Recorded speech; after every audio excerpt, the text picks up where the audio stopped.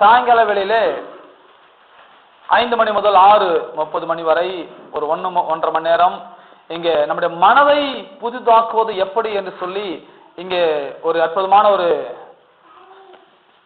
வேத பாடம் நடந்து கொண்டிருக்கிறது.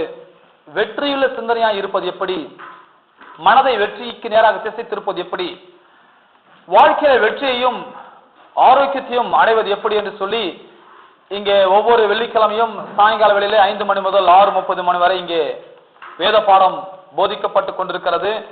ஆகவே சாயங்கால நேரத்தில் நடக்கிற இந்த வேத பாடத்தை கலந்து கொள்ளுங்கள். இந்த வேத பாடம் உண்மையாகவே உங்கள் வாழ்க்கையில் மிகப்பெரிய மாற்றத்தை உண்டாக்கும் என்று நான் விசுவாசிக்கிறேன். நீங்கள் வாருங்கள், கேளுங்கள், கேட்டதை நம்புங்கள், செயல்படுத்துங்கள், வாழ்க்கையில் நீங்கள் பலன் அடைவீர்கள். ஆக வெள்ளிக்கிழமையில நீங்கள் மறக்காமல் இந்த வேத பாடத்துக்கு வாருங்கள். கர்த்தர் ஆசீர்வதிப்பாராக. இன்றைக்கு நாம் இந்த ஜெபத்தை குறித்து நாம் பார்த்து கொண்டு வருகிறோம். பல வாரங்களாக அதை போதித்து வருகிறேன். முதலாவதாக நாம் ஏன் ஜெபிக்க வேண்டும் என்று சொல்லி போதித்தேன். இப்பொழுது இந்த ஜெபத்தினுடைய 2ஆம் பகுதிக்கு வந்திருக்கிறோம். இந்த ஜெபத்தினுடைய 2ஆம் பகுதி விசுவாசமும் ஜெபமும் என்கிற ஒரு தலைப்பிலே நாம் பேசிக்கொண்டு வருகிறோம். ஜெபத்துக்கு மிகவும் அஸ்திபாரம் வாய்ந்தது, ஜெபத்துக்கு மிகவும் தேவையானது ஒன்று இருக்குமானால் அது விசுவாசம். விசுவாசம் இல்லாத ஒரு ஜெபத்தை நாம் எத்தனை வருஷம் செய்தாலும் ஜெபத்திலே நாம் வெற்றி காணவே முடியாது. ஆகவேதான் எபிரேயர் புத்தகத்தில் இப்படி சொல்லப்பட்டுள்ளது, தேவனிடத்தில் சேருகிறவன் அவர் உண்டென்றும் அவர் தம்மை தேடுகிறவர்களுக்கு பலன் அளிக்கிறவர் என்றும் விசுவாசிக்க வேண்டும். கடவுளிடத்தில் நான் வரேன், அவர் எனக்கு உதவி செய்வார், அவர் இப்படி ஒருத்தர் இருக்கிறார் என்பதை நான் நம்பணும், விசுவாசிக்கணும். இல்லை என்று சொன்னால் அந்த ஆண்டவனிடத்தில் வந்தாலும் விசுவாசம் இல்லாமல் கேட்டாலும் நாம் ஒன்றையும் பெற்றுக்கொள்ளவே முடியாது. ஆகவேதான் எதிரில் எப்படி சொல்றார், தேவன் உண்டு, அவர் தம்மை தேடுவதற்கு பலன் அளிக்கிறார் என்று விசுவாசிக்கிறேன். அந்த விசுவாசம் இருந்தால் உங்களுக்கு ஜெபத்தில் வெற்றி நிச்சயமாக உண்டாகும்.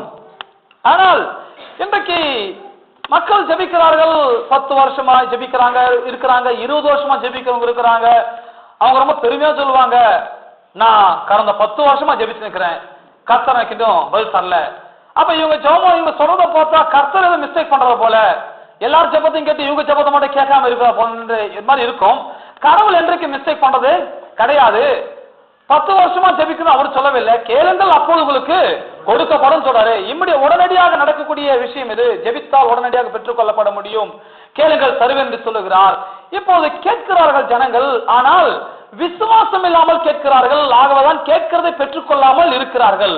கேட்பது எவ்வளவு முக்கியமோ கேட்பதோடு கூட விசுவாசம் கலந்திருக்க வேண்டும். எத்தனை ஆமென் சொல்றீங்க? கேட்கிறேன், எதன் அடிப்படையில் கேட்கிறேன்? கர்த்தருடைய வார்த்தையின் அடிப்படையில. வார்த்தை எப்படி கேட்கிறேன்? விசுவாசத்தோடு நான் கேட்கிறேன். விசுவாசம் இல்லாமல் தேவனுக்கு பிரியமா இருப்பது கூடாத காரியம். ஆக விசுவாசிக்க வேண்டும், விசுவாசித்து நாம் கேட்க வேண்டும். விசுவாசத்தால் நாம் அதை பெற்றுக்கொள்ளப்பட முடியும். ஆகவே இந்த விசுவாசத்தினுடைய கோட்பாடுகள் என்ன என்பதை நாம் அறிந்து கொள்ள வேண்டும். என்று சொன்னால் ஆவிக்குரிய வாழ்க்கை என்பது அது விசுவாசத்தில் இயங்குகிற ஒரு வாழ்க்கையாக இருக்கிறது. விசுவாசம் இயங்க முடியாது. எப்படி ஒரு வாகனம் பெட்ரோல் போட்டதான் இயங்குகிறதோ அப்படிதான் ஆவிக்குரிய ஜீவியம். ஆவிக்குரிய ஜீவியம் என்பது விசுவாசம் இருந்தால்தான் ஜீவியமே இயங்கும். விசுவாசம் இல்லைன்னா ஜீவம் இயங்க போவதே கிடையாது. அந்த விசுவாசம் எப்படி வரும்? தேவனுடைய வார்த்தையை கேட்பதனால் விசுவாசம் வரும். ஆதலால் தேவனுடைய வார்த்தையால் கேட்க கேட்க நமக்கு விசுவாசம் வரும். ரோமர்ல படிக்கிறோம். ஆக விசுவாசம் கேட்பதனால் வரும். கேட்பது தேவனுடைய வசனத்தினால் வரும். கேட்க வேண்டும், விசுவாச வார்த்தை கேட்க வேண்டும், போதனை கேட்க வேண்டும், தொடர்ந்து கர்த்தருடைய வார்த்தை படிக்க வேண்டும். அப்போதான் நமக்குள்ள விசுவாசம் வரும். அருமையாலே இந்த ஜெபத்திற்கு மிக முக்கியமான ஒரு பகுதி எது என்று சொன்னால் விசுவாசம். ஆகவே ஜெபத்தில் 100% நாம் பதிலை பெற வேண்டும் என்பதுதான் தேவனுடைய பிரதானமான நோக்கமா இருக்கிறது. நாம் பதிலை பெறுவதனால் தேவன் மகிழ்ப்படுகிறார். நாம் கேட்கிறோம், கேட்பதனால் பதில் நமக்கு கிடைக்கிறது. பதில் கிடைப்பதனால் தேவன் என்ன செய்கிறாராம்? மகிமைப்படுகிறார். தேவன் மகிழ்ப்பட கேட்டு கேட்டு ஒன்னும் ஆகல, ஒன்னும் செய்யல, ஒன்னும் கொடுக்கல கர்த்தர் அப்படின்னு சொன்னா இதனால் தேவனுக்கு மகிமை கிடையாது, கேட்கிற நமக்கு ஒரு பிரயோஜனமும் கிடையாது. இதனால இன்னொரு மிஸ்டேக் ஒன்று நடக்கும். கடவுளை நம்பி வரணுன்றவங்க கூட நம்ம கேட்கறத போதா வரக்கூட மாட்டான். இத்தனை வருஷமா ஜெபம் பண்ண உனக்கே தரல, எனக்கு எங்க இருந்து கொடுக்க போறாரு அப்படின்னு சொல்லி இந்த நம்பி வரணுன்றவங்க கூட நாம காத்திருக்கிறத பார்த்தா, நாம கேட்கறத பார்த்தா அவங்க கூட கடவுளை நம்புவதுக்கு யோசனை பண்ண ஆரம்பிப்பான். என்னப்பா அந்த ஆண்டம் அவங்களுக்கே செய்யல, 20 வருஷம் அவங்க கேட்டு தான் இருக்கிறாங்க, நாம நேற்று வந்தோம், நாம கேட்டு என்ன ஆயிட போகுது, நமக்கும் அதே லிஸ்டா போல, நாமும் சீனியர் போவோம் போல, அவருக்கு கரையும் நமக்கு கரையும் அப்படி நினைப்பாங்க. கிடையாது, அப்படிதான் தேவன் யாருக்கும் அப்படி காத்திருக்க வைப்பது கிடையாது. விசுவாசத்தோடு கூட நாம் எப்பொழுது எதை கேட்டாலும் அதை நாம் பெற்றுக்கொள்ளப்பட முடியும். ஆகவேதான் ஜபத்துக்கு விசுவாசம் ரொம்ப முக்கியம் என்று சொல்லி நாம் போதித்துக் கொண்டு வருகிறோம். ஆகவே பதிலை பெற்றுக்கொள்ளுகிற விதத்திலே நாம் ஜபம் எப்படி செய்யப்படுவது, இது மாதிரி சத்தியம் பாருங்க, எங்களுக்கு ஒரு காலம் தெரியாம இருந்தது. பிற்காலத்துல இந்த மாதிரி சத்தியம் கேட்ட பிறகு தெரிஞ்சு இப்படிதான் ஜெபம் பண்ண போல தெரிய ஆரம்பித்துக் கொண்டேன். ஆனா தெரிஞ்ச பிறகு மாற்றிக்கொள்ள வேண்டும். மாற்றவில்லைன்னு சொன்னால் நமக்கு சீக்கிரமாக நமக்கு வெற்றியோ பதில் நமக்கு உண்டாக போறது கிடையாது. பதிலை பெற்றுக்கொள்ளுகிற விதத்திலே நாம் எப்படி ஜெபம் பண்ணுவது, எப்படி ஜெபம் பண்ணுவது, அதுதான் இயேசு கற்றுக் கொடுக்கிறார். மார்க் எழுதின சுவிசேஷ புத்தகத்திலே 11ஆம் அதிகாரத்தின் 22க்கு முன்னால நாம இப்படி படிக்கலாம். மார்க் 11 எடுத்துக்கொள்ளுங்க, நானே வாசிக்கிறேன். நான் வாசிக்க கவனிப்போம். மார்க் 11 படிக்கலாம் பாருங்க. அப்பொழுது இயேசு எருசலேமுக்கு வந்து தேவாலயத்தில் பிரவேசித்து எல்லாவற்றையும் சுற்றி பார்த்து சாயங்காலமான போது 12 கூட பெத்தானியாவுக்கு போனார். மார்க் 11 முதல் 14 வரைக்கும் வாசிக்கிறேன். 12 மறுநாளில் அவர்கள் பெத்தானியாவில் புறப்பட்டு வருகையில் அவருக்கு பசி உண்டாயிற்று. அப்போது இலைகளில் ஒரு அத்தி மரத்தை தூரத்தில் கண்டு அதில் ஏதாவது அகப்படுமோ என்று பார்க்க வந்தார். அத்திப்பழ காலமாய் இராதபடியால் அவர் அதனிடத்தில் வந்தபோது அதில் இலைகளை இல்லாமல் வேறொன்றையும் காணவில்லை. அப்பொழுது இயேசு அதை பார்த்து, இது முதல் ஒரு காலம் ஒருவனும் உன்னிடத்தில் கனியை புசியாதிருக்க கடவன் என்றார். அதை அவருடைய சீஷர்கள் கேட்டார்கள். இனி ஒருவனும் ஒரு காலம் கனியை புசியாதிருக்க கடவன் என்றார். அதை அவர் சீஷர்கள் கேட்டார்கள். மரத்துக்கிட்ட போய் பேசுகிறார். பேசுகிறதை சீஷர்கள் கேட்கிறார்கள். பேசுறது வேற யாராச்சும் பேசினா பரவாயில்ல, பேசுறது இயேசு பேசுறார். ஞானம் நிறைந்தவர் பேசுகிறார், வல்லமை படைத்தவர் பேசுகிறார். மனுஷ சாயலாக தேவனாய் இருந்த ஒரு மனுஷ சாயலாக பூமிக்கு வந்தவர் ஒரு மரத்துக்கிட்ட போய் பேசுறாரு. மரத்துக்கிட்ட பேச நாம என்ன நினைப்போம் பாருங்க, ஒரு ஆள் டெய்லி போய் ஒரு சவரை பார்த்து பேச என்ன நினைப்போம், அவனுக்கு எதாவது ஆயிடுச்சு போல நினைப்போம். டெய்லி போய் காலையில போய் மரத்துக்கிட்ட போய் நின்று பேசுறது என்ன நினைப்போம், நல்லா இருந்த ஆளு பாவம் என்னமோ ஆயிடுச்சு போய் மரத்துக்கிட்ட போய் பேசுகிறார் அவர் நினைக்கிறோம். இப்படிதான் நாம் நினைக்கிறோம். ஆனால் பேசுவதனால் என்ன நடக்கும் என்பதை இயேசுங்க நமக்கு காண்பிக்கிறார். பேசுவதா என்ன ஆயிட போகுதுன்னு சில பேர் சொல்றாங்களே, பேசுவதனால் மரத்தினுடைய வேரை கூட அற்று போக பண்ணப்பட முடியும் என்பதுதான் இந்த ஒரு உதாரணத்தை அவர் காண்பிக்கிறார். என்ன சொல்றாரு, இனி ஒருவனும் ஒரு காலம் கனியை புசியாதிருக்க கடவன். கவர் வாங்கிக்கோங்க, நீங்க ரெக்கார்ட் பண்ணிட்டே இருக்கோம்.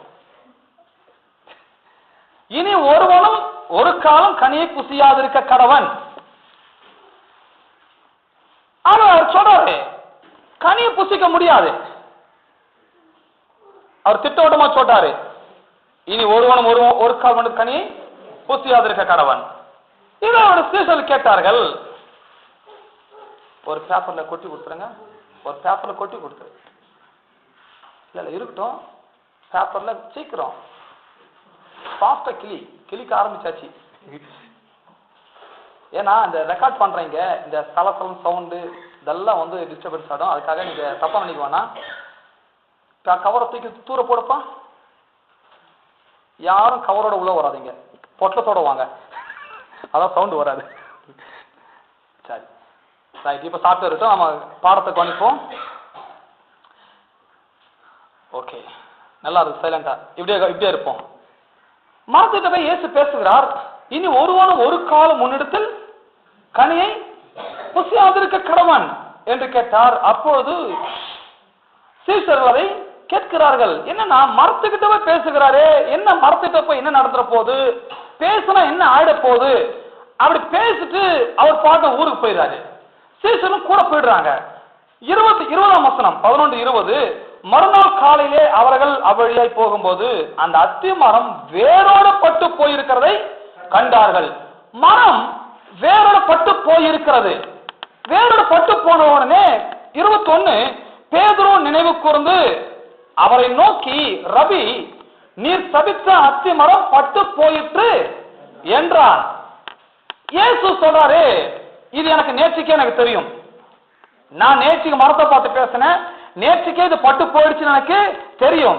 ஆனா பேதுருவே, நீ எப்ப நம்புற? 24 மணி நேரம் கழிச்சு திரும்பி வரும்போதுதான் மரத்தை பார்த்து நீ நம்புகிறாய். ஆகவே மனித விசுவாசத்துக்கும் தேவ விசுவாசத்துக்கும் பெரிய வித்தியாசம் இருக்கிறது. மனிதன் எதையுமே அடைந்த பிறகு விசுவாசிக்கிறவன், தேவன் எதையுமே அடைவதற்கு முன்பதாக விசுவாசிக்கிறவர். தேவன் நடப்பதற்கு முன்பதாக விசுவாசிக்கிறவர், மனிதன் நடந்த பிறகுதான் விசுவாசிக்கிறவன். ஆகவேதான் இயேசு 22ஆம் வசனத்தில் சொல்கிறார், இயேசு அவர்கள் நோக்கி, தேவனிடத்தில் விசுவாசம் உள்ளவர்களாய் இருங்கள், தேவனிடத்தில் விசுவாசம் உள்ளவர்களாய் இருங்கள் என்பதுதான். அவர் என்ன சொல்றாங்கன்னா, தேவனுடைய விசுவாசத்தை உடையவர்களாய் இருங்கள். தேவன் எப்படிப்பட்ட விசுவாசத்தை உடையவராக இருக்கிறார்? தேவன் கண்ட பிறகு விசுவாசிக்கிறவர் கிடையாது, தேவன் காண்பதற்கு முன்பதாகவே விசுவாசிக்கிறவர். இன்றைக்கு நாம் எப்படிப்பட்ட விசுவாசத்தை உடையவராக இருக்கிறோம்? கண்ட பிறகு விசுவாசிக்கிறோமா அல்லது காண்பதற்கு முன்பதாகவே விசுவாசிக்கிறோமா? அப்போ நம்முடைய விசுவாசம் இன்றைக்கு எந்த லெவல்ல இருக்கிறது பார்க்க வேண்டும். இன்றைக்கு நான் எப்படி விசுவாசிக்க வேண்டும்? காண்பதற்கு முன்பதாகவே, நடப்பதற்கு முன்பதாகவே, அது என்னுடைய வாழ்க்கையில கிடைப்பதற்கு முன்பதாகவே நான் விசுவாசிக்க வேண்டும். ஆக விசுவாசம் என்று சொன்னால் நடப்பதற்கு முன்பதாகவே நாம் தெரிந்து கொள்ள வேண்டும், அதுதான் விசுவாசம். இப்ப சொன்னாரு, தேவனுடைய விசுவாசத்தை போன்றிருங்கள், மனுஷனுடைய விசுவாசத்தை போல இருக்காதுங்க. மனுஷன் எல்லாம் நடக்கட்டும் பிரதர் பார்க்கலாம், கிடைக்கட்டும் பிரதர் பார்க்கலாம் அப்படி சொல்கிறவர்கள். ஆனா தேவன் எப்படி? சொன்னவுடன் விசுவாசிக்கிறவர். சொன்னவுடன் விசுவாசிக்கிறவர், சொன்னவுடன் விசுவாசிக்கிறவர். இன்றைக்கு நாமும் கூட சொல்லுகிறோம், சொன்னவுடன் நான் விசுவாசிக்க வேண்டும். ஜெபம் என்றால் என்ன? போய் சொல்லுகிறோம் கடவுள்கிட்ட போயிட்டு, சொன்னவுடன் நான் விசுவாசிக்க வேண்டும். இன்னைக்கு போனேன், ஜெபம் பண்ணிருக்கிறேன், ஜெபத்துல பல காரியங்கள் சொல்லியிருக்கிறேன், சொன்னபடி எனக்கு நடக்கும் என்று நான் விசுவாசிக்க வேண்டும். ஆகவே அதுதான் ஜெபம். ஜெபத்துல வெறும் சொன்னா மட்டும் போதாது, சொன்னதை விசுவாசிக்க வேண்டும். இன்னைக்கு நிறைய பேர் பார்த்தா சொல்லுவாங்க, சொல்லிட்டே இருப்பாங்க. 5 வருஷமா சொல்றவங்க இருக்கிறாங்க, 10 வருஷமா சொல்றவங்க இருக்கிறாங்க, காலாகாலமா சொல்றவங்க இருக்கிறாங்க. ஆனா சொல்ற விசுவாசம் விசுவாசிப்பது கிடையாது, விசுவாச போதனை கேட்பது கிடையாது, இப்படிப்பட்ட சத்தியத்தை கவனிப்பது கிடையாது. ஆகவேதான் அவங்க காலத்துக்கும் சொல்லிக் கொண்டிருக்கிறார்கள். ஆனா ஏசு என்ன சொன்னார்? சொன்னுங்க, சொன்னதை விசுவாசிங்கள். 23ஆம் வசனம் பாருங்க. அவர் இந்த சொல்வதை பற்றியும் இந்த விசுவாசத்தை பற்றியும் எப்படி கனெக்ட் பண்ணி எப்படி பேசுகிறார் பாருங்கள். 23ல, எவனாகிலும் இந்த மலையை பார்த்து நீ பெயர்ந்து சமுத்திர தள்ளிண்டு போ என்று சொல்லி தான் சொன்னபடி நடக்கும் என்று தன் இருதயத்தில் சந்தேகப்படாமல் விசுவாசித்தால் அவன் சொன்னபடியே ஆகும் என்று மெய்யாகவே உங்களுக்கு சொல்லுகிறேன். அவர் சொல்லுகிறார் உடனடியாக, எவனாகிலும் இந்த மலையை பார்த்து பெயர்ந்து சமுத்திர தள்ளிண்டு போ என்று சொல்லி தான் சொன்னபடி நடக்கும் என்று, சொன்னபடி நடக்கும் என்று, சொன்னபடி நடக்கும் என்று, சொன்னபடி நடக்கும் என்று. இன்னைக்கு மக்கள் எல்லாருமே கர்த்தர் சொன்ன நடக்கும்னு சொல்றாங்க, ஆனா அவங்க சொன்ன நடக்குமான்றது டவுட் ஆகுது உங்களுக்கு.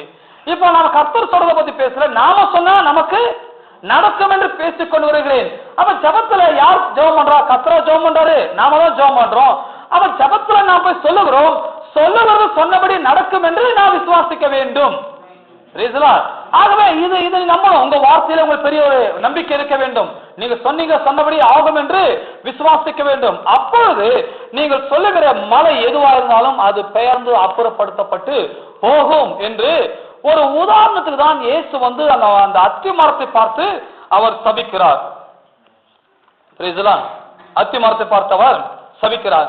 அருகே இந்த 23ல எவனாகிலும் மலையை பார்த்து என்று சொன்னால் மலையை பற்றி பேச முடிக்க சொல்லவில்லை.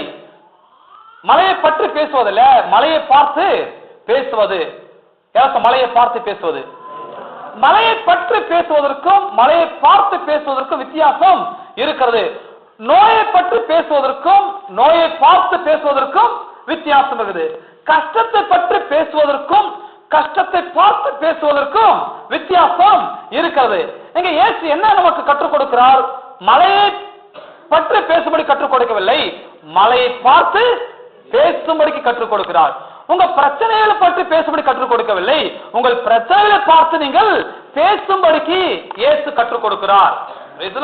அப்போ ஜெபம் என்றால் என்ன? போன வாரம் நான் சொல்லியிருக்கிறேன். ஜெபம் என்று சொன்னால் பிரச்சனைகளை பற்றி பேசுவதல்ல ஜெபம். ஜெபம் என்று சொன்னால் பிரச்சனைகளை பார்த்து பேசுவதுதான் ஜெபம். வேலை இல்லைன்னா வேலை வரப்போதில்ல. வேலை இல்லாத அவன் கையை பார்த்து இந்த கையின் பிரயாசங்களை கர்த்தர் ஆசீர்வதிப்பான் சொல்லியிருக்கிறார். கர்த்தருக்கு நல்ல வேலையை கொடுப்பார், என் கையின் பிரயாசங்களை தேவன் ஆசீர்வதிப்பார், எனக்கு பாக்கியம் நன்மையும் எனக்கு உண்டாயிருக்கும் என்று சொல்லி ஜெபத்துல இதை பேசி, இத காலையும் மதியமும் ராத்திரி பேசி சொன்னா ஏதோ நல்ல ஒரு வேலை தேவன் உங்களுக்கு கொண்டு வந்து கொடுக்க வல்லவரா இருக்கிறார். நல்ல வேலை கிடைக்கும், நல்ல வருமானம் கிடைக்கும். வருமானம் இல்ல வருமானம் பேசுவதை விட கர்த்தர் எனக்கு ஐஸ்வர்யத்தை சம்பாதிக்க பலனை கொடுக்கிறவர். கர்த்தர் என் குறைவெல்லாம் கிறிஸ்து இயேசுவுக்கு மகிமையில நிறைவாக மாற்றுகிறவர். இப்படி குறைவாடுகிறது பத்தல பேசுவதனால உங்க குறைவல் நிறைவாக மாறப்போவது கிடையாது. குறைச்சலோடு இருக்கிறீங்களா? குறைவலுக்கு பதில பேசுங்க. என்ன பதில்? என் தேவன் தம்முடைய ஐஸ்வர்யத்தின்படி என்னுடைய குறைவுகள் எல்லாம் கிறிஸ்து இயேசுவின் மகிமையில நிறைவாக மாற்றுவார். பிலிப்பியர் 4:19 எடுத்து உங்க குறைவான பரிசை பார்த்து, உங்க குறைவான வாழ்க்கையை பார்த்து, உங்க குறைவான பிரச்சனைகளை பார்த்து இந்த வார்த்தைகளை இப்படி நீங்கள் சொல்லும் பொழுது இந்த நிறைவின் வார்த்தைகள் உங்கள் குறைவை தாக்கி குறைவான உங்கள் வாழ்க்கை நிறைவாக மாற ஆரம்பித்து விடும். மக்கள் என்ன செய்கிறார்கள்? குறைகளே பேசிக் கொண்டிருப்பார்கள். குறைகளை சொல்றது ரெடியா இருப்பாங்க. பத்தல பிரதர், எவ்வளவு வந்தாலும் குடும்பத்துக்கு பத்த மாட்டேன், இதுக்கு பத்தல அதுக்கு பத்தல, வாழ்க்கையில குறைவு, வாழ்க்கையில போதாத நிலைமை, இதையே சொல்லுவதனால அவங்க வாழ்க்கையில ஒரு நிறைவை சந்திக்க முடிவதில்லை. வாழ்நாள் குறைச்சலோடு காணப்படுகிறார்கள். நிறைவை நீங்கள் அடைய வேண்டுமா? மலைகள் பெயர்ந்து போக வேண்டுமா? அப்போ மலைகளை பற்றி பிரச்சனை பற்றி பேசுவதை நிறுத்திவிட்டு அதற்கு என்ன பதிலை தேவன் வைத்திருக்கிறார், பதிலை எடுத்து வாயை திறந்து பேசுங்கள். இந்த மலையை பார்த்து என்று சொல்லும் போது எருசலேமிலே ஒரு காரியம் இருக்குது. எருசலேம் நகரத்தை சுற்றிலும் மலைகள் சூழப்பட்டிருக்குமா. எங்க பார்த்தாலும் மலைகள் நிரம்பி இருக்கும். நீங்க அந்த பட்டணத்துக்கு உள்ள போயிட்டீங்கனாலே எப்படி இருக்கும் சொன்னா, எதிரி நாட்டவர் உள்ள வந்து தாக்க கூடாத அளவுக்கு அந்த பட்டணத்தையே மலைகளுக்குள்ளதான் வச்சிருப்பாங்க. அதான் ஒரு இடத்துல சங்கீதம் வாசிப்போம், எருசலேம் நகரம் மலைகளால் சூழப்பட்டு இருக்குமா. சோ எருசலேம் நகரம் வந்து சுற்றிலும் மலைகளால் நிரம்பி சூழப்பட்டிருக்கும். அந்த மலைகளின் நடுவில் பட்டணம் இருக்குமா. சோ ஏசு உடனே பாருங்க இந்த மலையை காமிக்கிறாரு. பார், மலையை பார், எப்படி இந்த நகரம் மலையால் சூழப்பட்டிருக்குதோ அப்படியே உன் வாழ்க்கையில பிரச்சனை சூழப்பட்டிருக்கலாம், போராட்டத்தால் சூழப்பட்டிருக்கலாம், வறுமையால் சூழப்பட்டிருந்திருக்கலாம். பிரச்சனையால் சூழப்பட்டு கொண்டிருக்கும் பொழுது நீங்கள் பிரச்சனைகளை பேசக்கூடாது. இந்த பிரச்சனை சூழப்பட்டிருக்கும் போது இயேசுவின் நாமத்தினாலே இந்த மலைகளை பெயர்ந்து சமுத்திரத்திலே தள்ளுண்டு போ என்று நான் கட்டளையிடுகிறேன். வியாதிகள் சூழப்பட்டிருக்கிறீங்களா? வியாதிகளையே பேசாதீங்க. வியாதிகளுக்கு பதிலாக கர்த்தருடைய வார்த்தை எடுத்து பேசுங்கள். அவரே என்னுடைய பரிகாரியாகிய கர்த்தர், அவர் தழும்புகளால் நான் சுகமாகிறேன், அவர் வார்த்தையினுடைய சரி சுகம் உண்டாகட்டும், அது இன்றைக்கே உண்டா கடவுதுன்னு சொல்லி காலையும் மதியனமும் ராத்திரியும் டெய்லி பேசுறீங்க. நீங்க பேசிருப்பீங்க, அடுத்து வந்து கேட்பான், என்ன பிரதர் ஆச்சு பேசுறீங்க, என்ன நடந்துச்சா? ஒண்ணு நடக்கிற பிரதர் அப்படி சொல்லக்கூடாது. நீங்க சொல்லணும், அவர் தழும்புகளா நான் சுகமானு சொல்லி இருக்கிறார், அவர் வார்த்தையின்படி எனக்கு ஆகும், அவர் வார்த்தை ஒண்ணு ரிட்டன் போக போறதே கிடையாது. இப்படி நீங்கள் சொல்லிக் கொண்டே இருக்க வேண்டும். பதில் கிடைக்கிற வரைக்கும் இப்படி பேசிக்கொண்டே இருக்கிற வேளையிலே நீங்கள் சுகமா பலவீனமுள்ள உங்கள் சரீரம் பலமுள்ள சரீரமாக மாறிவிடும். ஆகவே இன்றைக்கு உங்கள் பிரச்சனைகளை பார்த்து பேசாமல் மலைகளை பார்த்து பேசுவது போல பிரச்சனை பார்த்து பேசுங்கள் என்று அவர் சொல்லிக் கொடுக்கிறார். இங்க பாருங்க, இந்த பாத்தீங்கன்னா விசுவாசம் என்பது ஒரு முறை தான் வருகிறது. இங்க பாத்தீங்கன்னா சொல்லி சமுத்திரத்தை தள்ளுண்டு போ என்று சொல்லி தான் சொன்னபடியே நடக்கும் என்று தான் இரு சந்தேகப்பட விசுவாசத்தால் அவன் சொன்னபடியே ஆகும். சொல்லி சொன்னபடியே இந்த 3 முறை அங்க விசுவாசம் சொல்லப்படுது, சொல்வதை பற்றி சொல்லப்படுது. அப்ப சொல்லுவது என்பது ரொம்ப முக்கியமான ஒரு பகுதி. எத்தனை சொல்றீங்க? சொல்ல வேண்டும். என் பிரச்சனை ஆண்டவன் தெரியும், ஆண்டவன் செய்வாரு கிடையாது. உன் பிரச்சனை ஆண்டவன் நல்லா தெரியும், நீங்க சொல்லணும். நீங்க சொல்லாம ஒன்னும் ஆகவே ஆகாது. நீங்க சொல்ல வேண்டும். வாயை திறந்து கையின் பிரயாசங்களை நஷ்டத்தில் இருக்கும் போது எது செஞ்சாலும் வாய்க்க மாட்டேங்குது, எது பண்ணாலும் எனக்கு பத்த மாட்டேங்குது, எது பண்ணாலும் எனக்கு பிரச்சனையாக இருக்குது, இப்படி பேசுன்னா இருக்கிறதும் போயிட்டே தான் இருக்கும். நஷ்டம் வரும்போது, கஷ்டம் வரும்போது, பற்றாத குறைகள் இருக்கும்போது நீங்கள் வேற மாதிரி வித்தியாசமான வார்த்தையில் எடுத்து பேச வேண்டும். கர்த்தர் என்னை வாழாக்காமல் தலையாக்குவார், கர்த்தருக்கு தம் நல்ல பொக்கிஷசாலை வானத்தை திறப்பார், கர்த்தரின் கையின் பிரயாசங்களை ஆசிரிப்பார், நான் கையிட்டு செய்வதெல்லாம் வாய்க்கும் என்று சொல்லியிருக்கிறார். இது எனக்கு செயலாக போவதில்லை, நான் கை வச்சிருக்கிற கண்டிப்பா இது வாய்க்கும். இப்படி நீங்கள் உங்கள் நஷ்டத்தின் மத்தியிலே, கஷ்டத்தின் மத்தியிலே, போராட்டத்தின் மத்தியிலே உங்கள் கஷ்டங்களை விவரித்து சொல்வதை காட்டிலும் இந்த வார்த்தையை விவரித்து பேசிக்கொண்டே இருக்கும்போது அதுக்கப்புறம் நீங்க கை வைக்கிறதெல்லாம் வாய்க்க ஆரம்பிச்சிடும். நீங்க எதை வச்சாலும் சக்சஸ் ஆகும். உங்களுக்கு கை வைப்பதெல்லாம் உங்களுக்கு அது ஜெயமாக மாறிவிடுகிறது. சங்கீதம் வாசிக்கிறோம், அவன் செய்வதெல்லாம் வாய்க்கும், அவன் செய்வதெல்லாம் வாய்க்கும், அவன் செய்வதெல்லாம் வாய்க்கும். இல்லைங்க இவனுக்கு வாய்க்கலையே, அது அவனுக்கு வேற, அவன் வேற, நீங்க வேற. அவன் கர்த்தரை நம்பாதவன், அவன் பணத்தை நம்புகிறவன், அவன் தன் பலத்தை நம்புகிறவன், அவன் தன் அறிவை நம்புகிறவன். நாம யாரு? நாம கர்த்தரை நம்புகிறோம், கர்த்தரை வார்த்தையை நம்புகிறோம், அவருடைய போதனை கை கொள்கிறோம், அவர் சொன்னபடி நாம் செய்கிறோம். ஆனா யாருக்கும் வாய்க்கல்ன்றது உங்களுக்கு வாய்க்காதுன்ற அர்த்தம் கிடையாது. அவனுக்கு வாய்க்கல, அது வேற ஆளு. இப்ப நாம யாரு? நாம் தேவனுக்குரியவர்கள், தேவனுடைய ஸ்தானத்தில் நாம் நிற்கிறோம், தேவனுடைய பிள்ளைகளா இருக்கிறோம். அவன் கையிட்டு செய்வதெல்லாம் வாய்க்கும் என்று சொன்னால் நான் கையிடுகிறேன், இந்த புதிய வருஷத்துல நான் கையிட்டு வேலை செய்கிறேன், கர்த்தன் கையின் பிரயாசம் எனக்கு ஆசீர்வதிப்பாருங்கிற இந்த விசுவாசத்தோடு நாம் செயல்படும் போது நம்முடைய கையின் பிரயாசம் வெற்றியை நமக்கு உண்டாக்குகிறது. எதுவும் நம்புறீங்க? ஆகவேதான் இந்த மலையை பார்த்து பேசுவோம்னு சொல்லும்போது எவனாகிலும். அப்ப விசுவாசம் என்பது யாருக்கு வேண்டுமான வேலை செய்யக்கூடும், யாரு வேண்டுமானாலும் சந்தேகப்படாம விசுவாசிக்கணும். விசுவாசம் சொன்னா வெறும் விசுவாசம் கிடையாது, சந்தேகம் இல்லாத ஒரு விசுவாசம். சந்தேகம் இல்லாத விசுவாசம், சந்தேகம் இல்லாத விசுவாசம். எல்லாரும் காலையில ஜெபம் பண்ணிட்டு விசுவாசம் ஜெபம் பண்ணுவாங்க, அதுக்கப்புறம் சந்தேகப்பட்டுருவாங்க. என்ன ஆகும் தெரியல, நடக்குமான்னு தெரியல, நடக்காம தெரியல, இந்த லெட்டர் வரணும் பார்த்தா லெட்டர் வரல, வருவான்னு பார்த்து எவனும் வரல, எவனும் ஃபோன் பண்ணல, என்ன ஆகும் தெரியல. காலையில ஜெபம் பண்ணீங்க, எல்லாம் வெற்றியை பத்தி பேசுனீங்க, செழிப்பை பற்றி பேசுனீங்க, காலையில தானே நல்லா பேசுனீங்க. அப்புறம் 11 மணிக்கு பேச்சு மாற்றக்கூடாது, 12 மணிக்கு வேற மாதிரி பேசக்கூடாது. இப்படி பேசுவதா என்ன சொன்னா காலையில நீங்க பேசுற ஜபத்தை இந்த பகல்ல எல்லாம் பேசுற வார்த்தை கேன்சல் பண்ணி விடுகிறீர்கள். ஆகவே காலையில என்ன பேசுறீங்களோ மதியம் அதையே பேசிக் கொண்டிருங்கள், அதுல வாக்குல நிறுத்திக் கொண்டிருங்கள். சந்தேகம் இல்லாமல் விசுவாசம் நோத்துடுங்கள், யாராவது சந்தேகப்படாமல் வார்த்தையில சந்தேகப்படாதீங்க, நீங்க பேசுற சந்தேகப்படாதீங்க. சந்தேகம் இல்லாமல் விசுவாசத்தால் நீங்கள் சொன்னபடியே உங்களுக்கு அது ஆகும் என்று அவர் சொல்லிட்டு உடனே என்ன பண்றாருன்னா 24ஆம் வசனத்துல இப்படி பேசுகிறார். ஆதலால் நீங்கள் ஜெபம் பண்ணும் போது, இந்த விசுவாசத்தை பற்றி ஏசங்க மேல போதிச்சுட்டு 24 சொல்றாரு, இதை ஜபத்தோடு இணைத்து விடுகிறார். நீங்கள் ஜெபம் பண்ணும்போது, ஜபம் என்ன நினைக்கிறாங்க? இவங்க ஜபம் மன்றாட்டின் ஜபம் சொல்றாங்க. ஜபம் சொன்னா உபவாச ஜபம், ஜபம் சொன்னா முழங்கால் யுத்தம், முழங்கால் ஜபம், இதெல்லாம் சொல்ற. இன்னைக்கு மக்கள் மத்தியில முழங்கால், கண்ணீர், மன்றாட்டு இதான் ஹைலைட் பண்றாங்க. ஆனா ஜபத்துக்கு எது முக்கியம்? முழங்காலா, கண்ணீரா, மன்றாட்டா? ஜபத்துக்கு எது முக்கியம் என்று சொன்னால் விசுவாசம் தான் ரொம்ப முக்கியமா இருக்கிறது.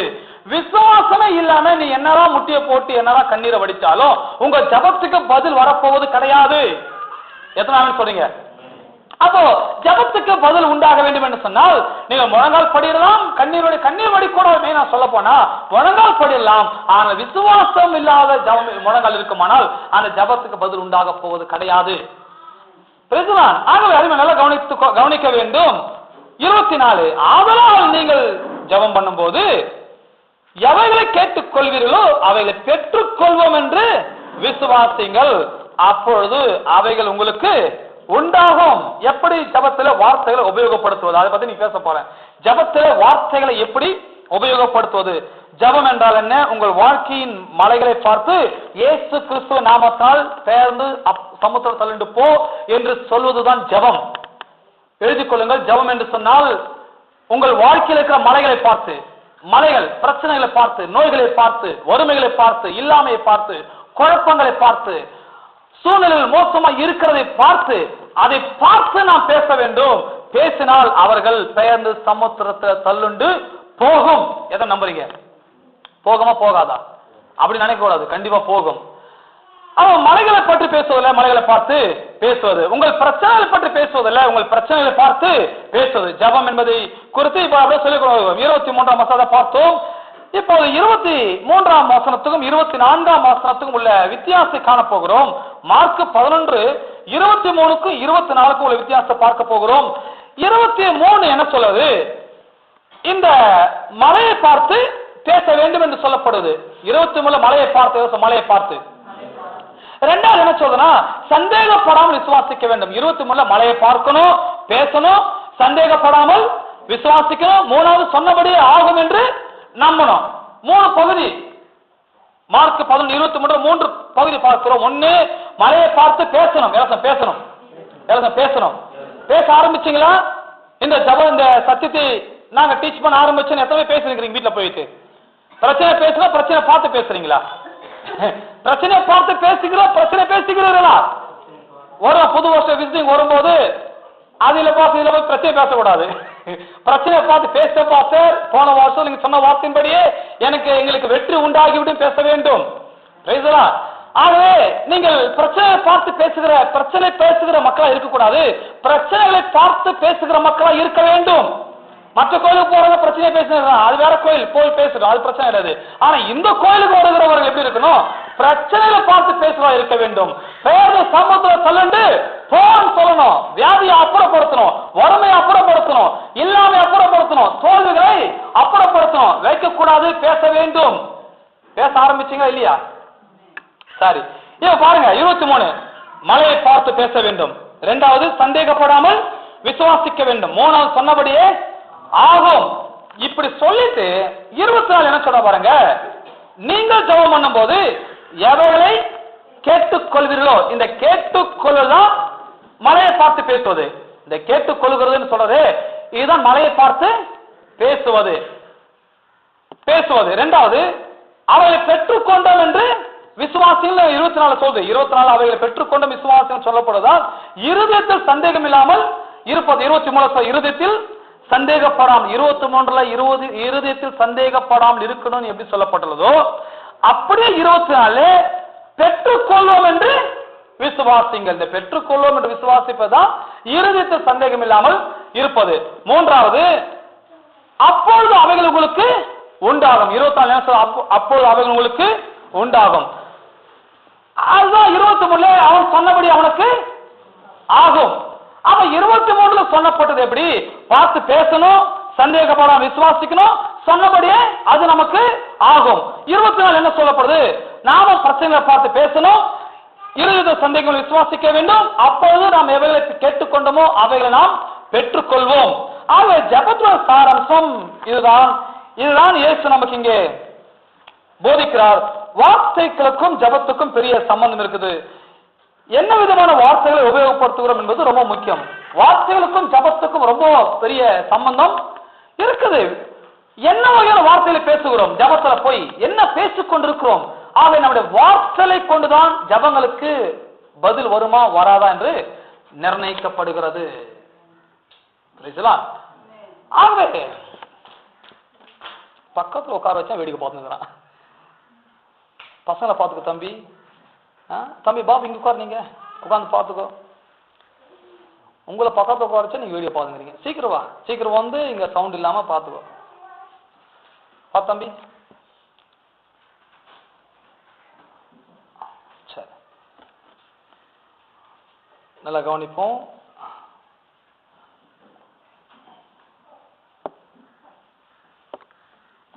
ஆதலால் நீங்கள் ஜெபம் பண்ணும்போது எவைகளை கேட்டுக்கொள்ளோ அவைகளை பெற்றுக்கொள்வோம் என்று விசுவாசிங்கள், அப்பொழுது உங்களுக்கு உண்டாகும். அப்போ ஜெபம் என்று சொன்னால் நாம் பேசுற வார்த்தையோடு சம்பந்தமானது. ஏன்னா ஜெபத்துல போய் எதையோ பேசியிருந்தா நமக்கு பதில் வந்துன்னு சொல்ல முடியாது. ஜெபத்துல போய் என்ன பேசுகிறோம், என்ன சொல்லுகிறோம், பிரச்சனையே சொல்லிட்டு வரோமா இல்ல பிரச்சனையை பார்த்து பேசிட்டு வருகிறோமா, அப்படி இருக்குது பாருங்க. ஆகவேதான் அந்த விசுவாசத்தை பற்றி நாம் இப்போது படித்துக் கொண்டு வருகிறோம். விசுவாசம் எப்படி நம்முடைய வாழ்க்கையிலே உபயோகப்படுத்துவது, விசுவாசத்தை எப்படி நம்முடைய விசுவாச வார்த்தைகளை எப்படி நம்முடைய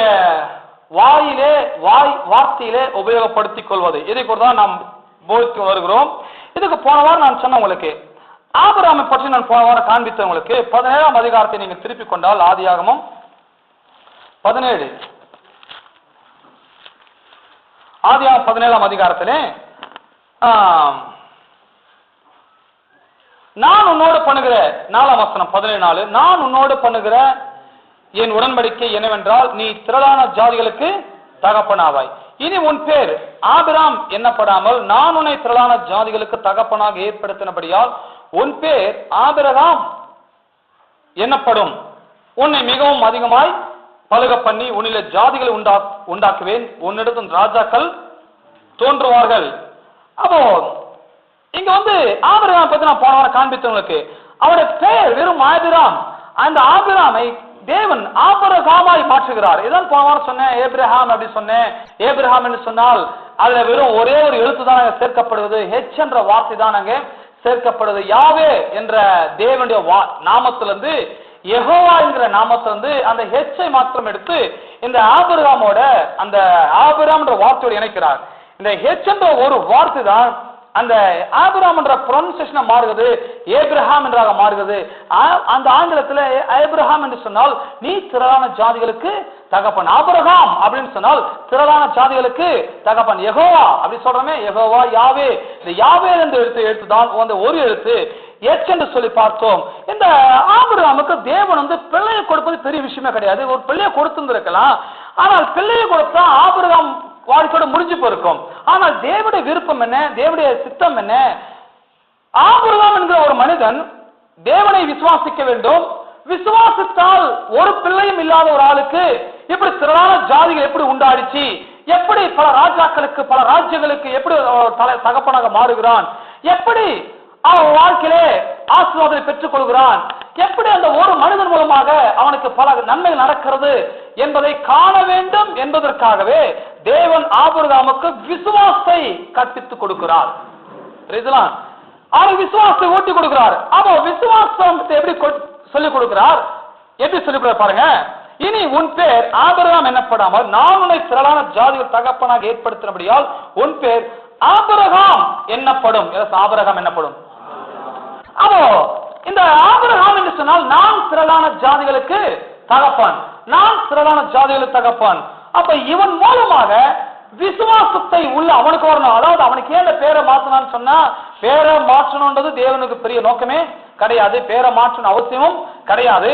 ஆனால் ஆபிரகாமுடைய காலத்துல இப்படி பைபிள் கிடையாது, அவனுக்கு வாக்கு தத்துவங்கள் கிடையாது, இப்படி பிரசங்கம் பண்ண கூட பிரசங்காரும் அவனுக்கு கிடையாது.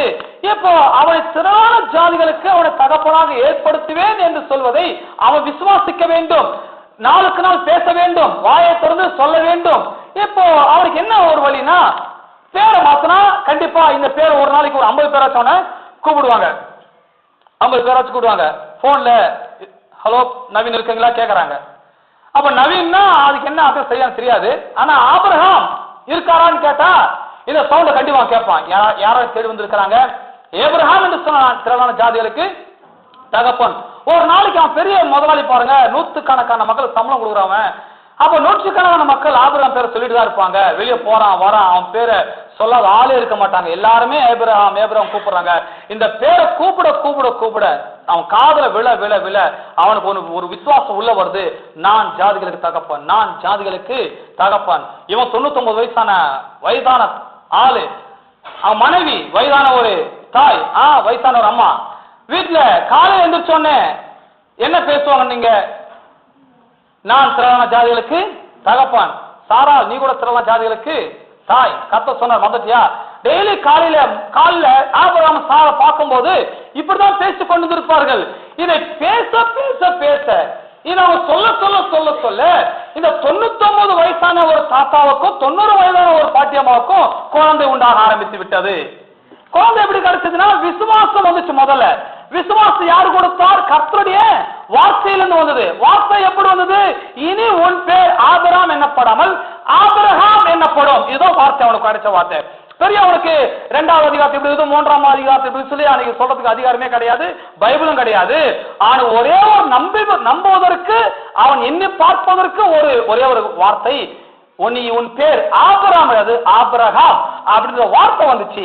அன்று முதல் ஆபிரகாம் கர்த்தரை விசுவாசிக்க ஆரம்பித்தான். நான் திரளான ஜாதிகளுக்கு தகப்பன். அவன் போகும்போது வரும்போது எங்கேயாச்சும் போறவன் கூட ஆபிரகாம் அந்த சத்தம் காதல் வந்தோட உள்ள ஒரு வார்த்தை வரும், நான் ஜாதிகளுக்கு தகப்பன். இப்படி கூப்பிடுறாங்க, ஆபிரகாம் ஆபிரகாம் கூப்பிடு கூப்பிடு. என் உள்ளத்துல நான் தகப்பன், நான் தகப்பன். ஒரு புள்ள கிடையாது, ஒரு புள்ளைக்கு அப்பா கிடையாது, ஆனா ஜாதிகளுக்கு தகப்பன். ஒரு ஜாதி இல்ல, திரளான ஜாதிகளுக்கு. திரளான ஜாதிகளுக்கு எண்ணிக்கை கடங்காத ஜாதிகளுக்கு. வேற அவன் கோத்திரத்துக்கு மட்டும் தகப்பன் கிடையாது, இந்த பூமியில பிறக்கிற உற்பத்தியாகிற எல்லா ஜாதிகளுக்கும், இனிமே பிறக்கிற எல்லா ஜாதிகளுக்கும் ஆபிரகாம் தான் தகப்பனா இருக்கிறான். ஆபிரகாம் தகப்பன். அப்போ கர்த்தர் சொன்னாரு, நான் உன்னை திரளான ஜாதிகளுக்கு உன்னை தகப்பனாக்குவேன். அந்த சொன்ன வார்த்தைய அந்த மார்க் 11:22 நீங்க கனெக்ட் பண்ணி சொன்னா, அங்கேயும் சந்தேகம் இல்லாம விசுவாசம் பற்றி சொல்லுகிறார், இங்கேயும் சந்தேகம் இல்லாத விசுவாசம் காண்கிறோம். சந்தேகம் இல்லாத விசுவாசம் 99 வயசான தாத்தாவுக்குள்ள, 90 வயதான ஒரு பாட்டியம்மாவுக்குள்ள சந்தேகம் இல்லாத விசுவாசம், நான் திரளான ஜாதிகளுக்கு தகப்பனாவேன், நான் திரளான ஜாதிகளுக்கு தகப்பனாவேன். எத்தனை ஆமென் சொல்றீங்க? அப்போ சந்தேகப்படக்கூடாது. அப்ப விசுவாசம் இந்த மலைகளுக்கு முன்பதாக, இந்த விசுவாசத்துக்கு முன்பதாக மலைகள் எவ்வளவேனும் நிற்க போவது கிடையாது. விசுவாசத்துக்கு முன்பாக மலைகள் தவிடுபொடியாகிவிடும். எத்தனை சொல்றீங்க? வாழ்க்கையில மலைகள் இருக்குது பிரச்சனை கிடையாது, வாழ்க்கையில வியாதிகள் இருக்குதா பிரச்சனை கிடையாது, வாழ்க்கையில போராட்டம் இருக்குதா, வறுமை இருக்குதா, தரித்திரம் இருக்குதா, அது பெரிய பிரச்சனையே கிடையாது. உள்ளத்துல விசுவாசம் இருக்குதா, அதான் பிரச்சனை. விசுவாசம் ஒன்று இருந்தால் போதும், எப்பேற்பட்ட மலையுள்ள பிரச்சனைகளை கூட நீங்கள் சந்தேகம் இல்லாத விசுவாச வார்த்தைகளை பேசி அவைகளை நீங்கள் தவிடுபொடி ஆக்கிவிடலாம். இன்னைக்கு மக்களோட பிரச்சனை என்ன? எங்களுக்கு அது இல்லை, இது இல்லை, எங்களுக்கு சுகம் இல்லை, எங்களுக்கு பணம் இல்லை, எங்களுக்கு வீடு இல்லை, எங்களுக்கு வாசல் இல்லை, எங்களுக்கு வேலை இல்லை, எங்களுக்கு அது இல்லை. நான் சொல்றேன், எது இல்லையோ அது பிரச்சனையே கிடையாது. அதை சொல்லி சொல்லி பெருசாகிடாதீங்க. உங்களுக்குள்ள விசுவாசம் இருக்குதா, இல்லாதவர்களும் இருக்கிறது போல மாறிவிடும். அந்த விசுவாசம் வரணும். விசுவாசம் இருந்தா இல்லாதது உங்களுக்கு வந்து கிடைக்கும். மக்கள் பாருங்க, அரிசி இல்ல, பருப்பு இல்ல, அது இல்லைன்னா அது கவலைப்படுவாங்க. ஆனா உள்ளக்குள்ள விசுவாசம் இல்லையே, எனக்கு ஏன் விசுவாசம் இருக்க மாட்டேங்குது, நான் ஏன் நம்ப மாட்டேன் கர்த்தரை, நான் ஏன் சந்தேகப்படுறேன், எனக்கு ஏன் அந்த பயம் வருது, நான் ஏன் கர்த்தரை வந்து விசுவாசிக்க முடியாம போய்விடுன்னு சொல்லி எந்த ஒரு விசுவாசம் அப்படி தனிப்பட்ட ஒரு விதத்துல உட்காந்து யோசிப்பதே கிடையாது. தனிப்பட்ட விதத்துல உட்காந்து யோசிச்சான்னா, பணம் இல்ல, அது இல்ல, இது இல்ல, பிரச்சனை எப்படியாச்சு, பிரச்சனை அப்படியாச்சு, இதுதான் பேசுறான் தவிர என் உள்ளத்துல ஏதோ இல்ல, என் உள்ளத்துல விசுவாசம் இல்ல, என் உள்ளத்துல பயம், என் உள்ளத்துல சந்தேகம், என் உள்ளத்துல ஒரு சரியான அபிப்பிராயம் கிடையாது. ஏன் நான் இப்படி இருக்கிறேன், நான் இப்படி இருந்து இருக்கக்கூடாது, இப்படி இருந்தா மலையை அப்புறப்படுத்த முடியாது, இப்படி இருந்தா நோயை துரத்த முடியாது, இப்படி இருந்தா மலைகளை அப்புறம் சமூகத்தை தள்ள முடியாது, இப்படி இருந்தா என்னோட வறுமையை நான் லாபமா மாற்ற முடியாது என்று சொல்லி எந்த ஒரு விசுவாசியும் அப்படி தனிப்பட்ட விதத்துல உட்கார்ந்து தன் இருதயத்தின் நிலைமை அறிந்து ஆராய்ந்து கொள்வதே கிடையாது. அது அறியாததுனாலதான் அவங்க வாழ்க்கை மலைகள் அப்படி இருக்கிறது. அதை அறிந்து கொண்டால் மலைகள் இருக்க போவது கிடையாது. எதனால சொல்றீங்க? அதை அறிந்தால், விசுவாசத்தை புரிந்தால், இதுதான் விசுவாசமா? ஓ, விசுவாசம் வந்துச்சுன்னா மலை கூட அப்புறப்படுத்தப்பட முடியுமா? ரைட், அப்ப நான் இன்னைக்கே விசுவாசத்தை கற்றுக்கொள்கிறேன். இன்று முதல் நான் மலையை பார்த்து பேசுறேன், இன்று முதல் நான் பிரச்சனையை பார்த்து பேசுறேன், இன்று முதல் நான் சந்தேகப்பட மாட்டேன், இன்று முதல் நான் நம்பிக்கையோடு இருக்கிறேன், இன்றைக்கே நான் போய் செயல்படுத்துறேன், இன்றைக்கே நான் போய் நான் பேசுறேன் பாருன்னு சொல்லி இன்றுல இருந்து போய் வியாதியை பார்த்து, பிரச்சனையை பார்த்து, குடும்பத்தை பார்த்து, பிள்ளைகளை பார்த்து, நோயை பார்த்து, சூழ்நிலையை பார்த்து, சூழ்நிலை மத்தியில இருந்து இப்படி வாயை திறந்து பேசி பேசி பேசினா, நான் சொல்றேன், புது வருஷம் ஆள மாறிடுவீங்க. இன்னும் 2-3 வார்த்தை மாறிடுவீங்க. இங்க இருந்து பேச ஆரம்பிச்சானா, இது வந்து எப்போது வந்து பிரசங்கம் பண்ணிட்டு வரேன், நான் இந்த ஆரம்பிச்சனால நீ பேசுனீங்க சொன்னா இங்க வேற வந்திருப்பீங்க. பரவாயில்ல, போனதை கூத்து கவலைப்படாதீங்க, கவலையை வச்சுக்குவானா. அட்லீஸ்ட் இன்றுல முதலாச்சும் பேச ஆரம்பிங்கள். ஏன் நான் இப்படி இருக்கிறேன், ஏன் எனக்கு சந்தேகம் வருது, ஏன் எனக்கு விசுவாசம் வர மாட்டேங்குது, ஏன் நான் ஆபிரகாமர் விசுவாசிக்க முடியல, அவன் 99 வயசான ஒரு வயதான தாத்தா, அவரே விசுவாசம், நான் ஏன் விசுவாசிக்க மாட்டேன் ஏன் சொல்லி பாருங்க. சரிங்களா? சில பேர்லாம் பார்த்து சொன்னா, அவனுக்கு மேல 17:1 ஆபிரகாம் 99 வயதான போது, எத்தனை வருஷம் அவனுக்கு ஆயிடுச்சு? 99 வயசு குழந்தை கிடையாது. 99 வரைக்கும் குழந்தைன்னா இன்னும் குழந்தை உண்டாகுமா? உண்டாகாது. அப்ப வேற மாதிரி பேசணும், அவங்க சாரெல்லாம் பார்த்து வேற மாதிரி பேசி வேற மாதிரி முடிவுக்கு வந்துருக்கணும். அவன் 99 வயசானாலே நானும் திரளான ஜாதி தகப்பனாக்குவேன்னு சொன்னேன். அதை விசுவாசிக்கிறான். வயசை பார்க்கல, சூழ்நிலையை பார்க்கல. அவன் சொல்றான், 99 வயசான என்ன, 90 வயசான என்ன, கர்த்தர் நமக்கு திரளான ஜாதி, நம்மை தாயும் தகப்பனுமாக நம்மை மாற்றுவார். சந்தேகமே கிடையாது அவனுக்குள்ள. அவன் நம்பிக்கை கிடையாது, அவன் நம்பிக்கை பேச்சும் கிடையாது. இப்படியே பேசிக் கொண்டிருக்கிறான். இதை பேசுவதனால பாருங்க, அவன் திரளான ஜாதியில் தகப்பனாக மாறிவிட்டான். எதனால சொல்றீங்க? திரளான ஜாதிகளுக்கு தகப்பனாக மாறிவிட்டான். பாருங்க, ரோமருக்கு போயிடுவோம். ரோமர் அங்கே போன அங்கே அவரை குறித்து படிக்கலாம். ரோமர் 4ஆம் அதிகாரம் 17ஆம் வசனம். ரோமர் 4:17 நான் படிக்கிறேன் பாருங்க. ரோமர் 4:17, அநேக ஜாதிகளுக்கு உன்னை தகப்பனாக ஏற்படுத்தினேன் என்று எழுதியிருக்கிறபடி அவன் தான் விசுவாசித்தவருமாய் மருத்துவரை உயிர்ப்பித்து இல்லாதவைகளை இருக்கிறவைகளைப் போல் அழைக்கிறவருமாய் இருக்கிற தேவனுக்கு முன்பாக நம்ம எல்லாருக்கும் தகப்பனானான். அவன் எல்லாருக்கும் தகப்பனாயிட்டான். எதுல தகப்பன்? விசுவாசத்துக்கு தகப்பனாயிட்டான். 18, உன் சந்ததி இவ்வளவா இருக்கும் என்று சொல்லப்பட்டபடியே தான் அநேக ஜாதிகளுக்கு தகப்பனாவதை நம்புகிறதற்கு ஏதுவில்லாதிருந்தும் அதை நம்பிக்கையோட விசுவாசித்தான். அதான் ரொம்ப முக்கியமான பகுதி. இந்த 18ல உன் சந்ததி இவ்வளவா இருக்கும். எவ்வளவாக ரொம்ப பெருசாக காமிக்கிற கர்த்தர். நட்சத்திரம் மாதிரி கொண்டாரு, அநேக ஜாதிகளுக்கு உன்னை தகப்பனா வைப்பாரு, பெரிய ஜாதியை காமிக்கிறாரு, பெரிய சந்ததியை காமிக்கிறாரு. ஆனா வீட்டுல அப்பான்னு சொல்றது ஒரு புள்ள கிடையாது, ஒரு புள்ள கிடையாது. ஆனா கர்த்தர் சொல்றாரு, உனக்கு நான் அநேக ஜாதிகள் உன்னை தகப்பனாக. என்னன்ற ஒரு பேச்சு இது? ஒரு பிள்ளைக்கு நான் அப்பா வழியே எப்படி ஜாதி நான் தகப்பனாவேன்? அப்படிதான் பேசவே இல்ல, அப்படி கேட்கவில்லை, பேசவில்லை. கர்த்தர் சொன்னதை அப்படி அவன் விசுவாசித்தான். கர்த்தர் சொன்னாரு, நான் அநேக ஜாதிகளுக்கு நான் தான் தகப்பன். வீட்டுல அவன் அப்பா கூப்பிட்டு ஆள் கிடையாது, பிரச்சனை கிடையாது. கர்த்தர் வார்த்தை உள்ளத்துல இருக்குது, அது என் வாயில பேசிக் கொண்டிருக்கிறேன். இன்னைக்கு வேணா ஆபரணம் ஒரு பிள்ளைக்கு அப்பாவா இல்லாமல் இருக்கலாம், ஆனால் நான் ஒரு நாள் வரப்போகுது அநேக ஜாதிகளுக்கு நானும் என் மனைவியும் தாயும் தகப்பனுமாக இருப்போம். எதனாமன்னு சொல்றீங்க? இதான் சந்தேகப்படாத விசுவாசம். சந்தேகப்படாத விசுவாசம். பாருங்க, உன் சந்ததி இவ்வளவு இருக்கும் என்று 18 படிக்கிறேன். சொல்லப்பட்டபடியே கர்த்தர் என்ன சொன்னாரோ சொன்னதுபடியே, சொன்னதுபடியே அவர் என்ன சொன்னார், அவர் அந்த வார்த்தையின்படியே நான் பேசுகிறேன். அந்த வார்த்தையின்படியே மழையை பார்த்து பேசுறேன், அந்த வார்த்தையின்படியே நான் வியாதியை பார்த்து பேசுறேன். நான் பேசுறேங்க, கர்த்தர் சொன்னாரு, சொன்னபடி நான் பேச போகிறேன். இப்ப ஆபிரகாம் வாழ்க்கையில் அது நடக்குது. உன் சந்ததி இவ்வளவா இருக்கும் என்று சொல்லப்பட்டபடியே.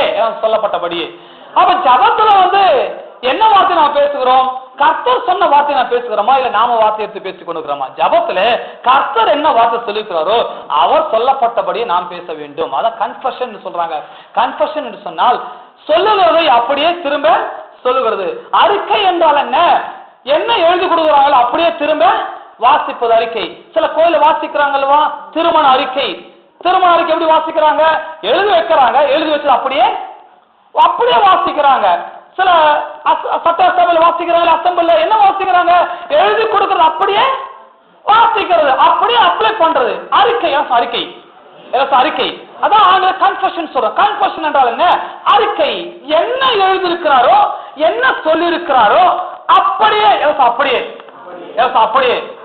அதுல ஒன்னும் மாத்த வேணாம், ஒன்னும் ஏத்த வேணாம், ஒன்னும் குறைக்க வேணாம்.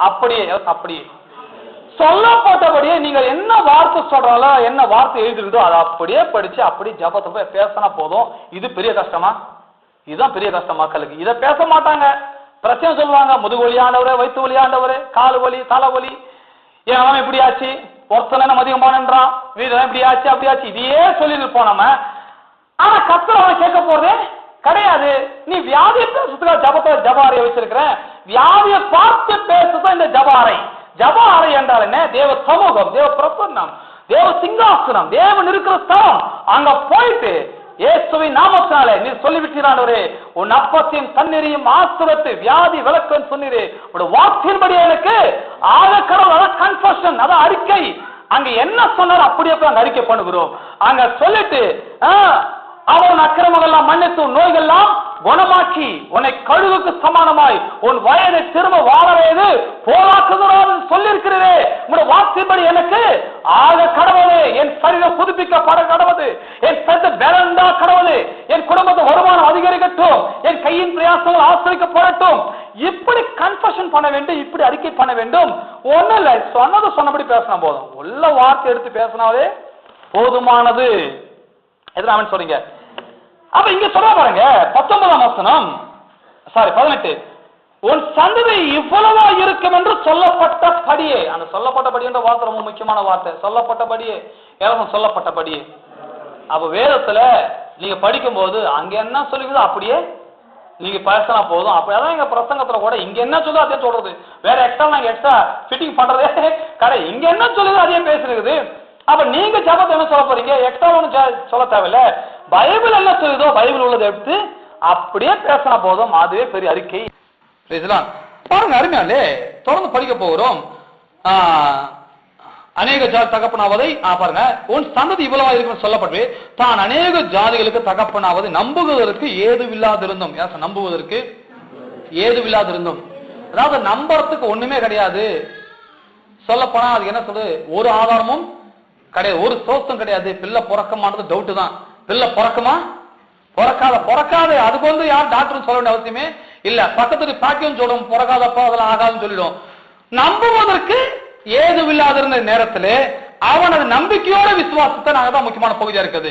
உன் சந்ததி இவ்வளவா இருக்கும் என்று சொல்லப்பட்டபடியே தான் அநேக ஜாதிகளுக்கு தகப்பனாவது நம்புகிறதுக்கு ஏதுவில்லாதிருந்தோம். நம்புகிறதுக்கு ஏதுவில்லாதிருந்தோம், நம்புகிறதுக்கு ஏதுவில்லாதிருந்தோம்.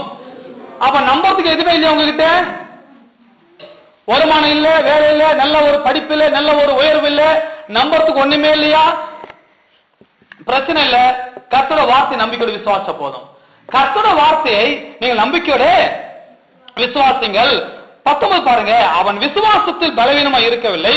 அவன் ஏறக்குறைய 100 வயதுள்ள இருக்கும் போது தன் சரீரம் செத்து போனதையும் சாராளுடைய கர்ப்பம் செத்து போனதையும், என்ன செத்து போயிடுச்சு, கர்ப்பம் செத்தே போயிடுச்சு. கர்ப்பத்துல ஜீவனம் கிடையாது, கர்ப்ப பையும் கிடையாது. இவரு 100 வயது ஆயிடுச்சு, கர்ப்ப பை இல்ல, கர்ப்பமும் கிடையாது. செத்து போன ஒரு வயதான பாட்டி உள்ள கர்ப்பத்தை வச்சிருக்கிறாங்க. எப்படி குழந்தை பிறக்கிறதுக்கு அவகாசமே இல்ல, ஒரு நம்பிக்கை கிடையாது. ஆகாத ஒரு காரியம், கர்ப்பமே செத்து போயிடுச்சப்பா, எனக்கு 100 வயசு ஆயிடுச்சப்பா, இப்படிப்பா குழந்தை பிறக்கும்.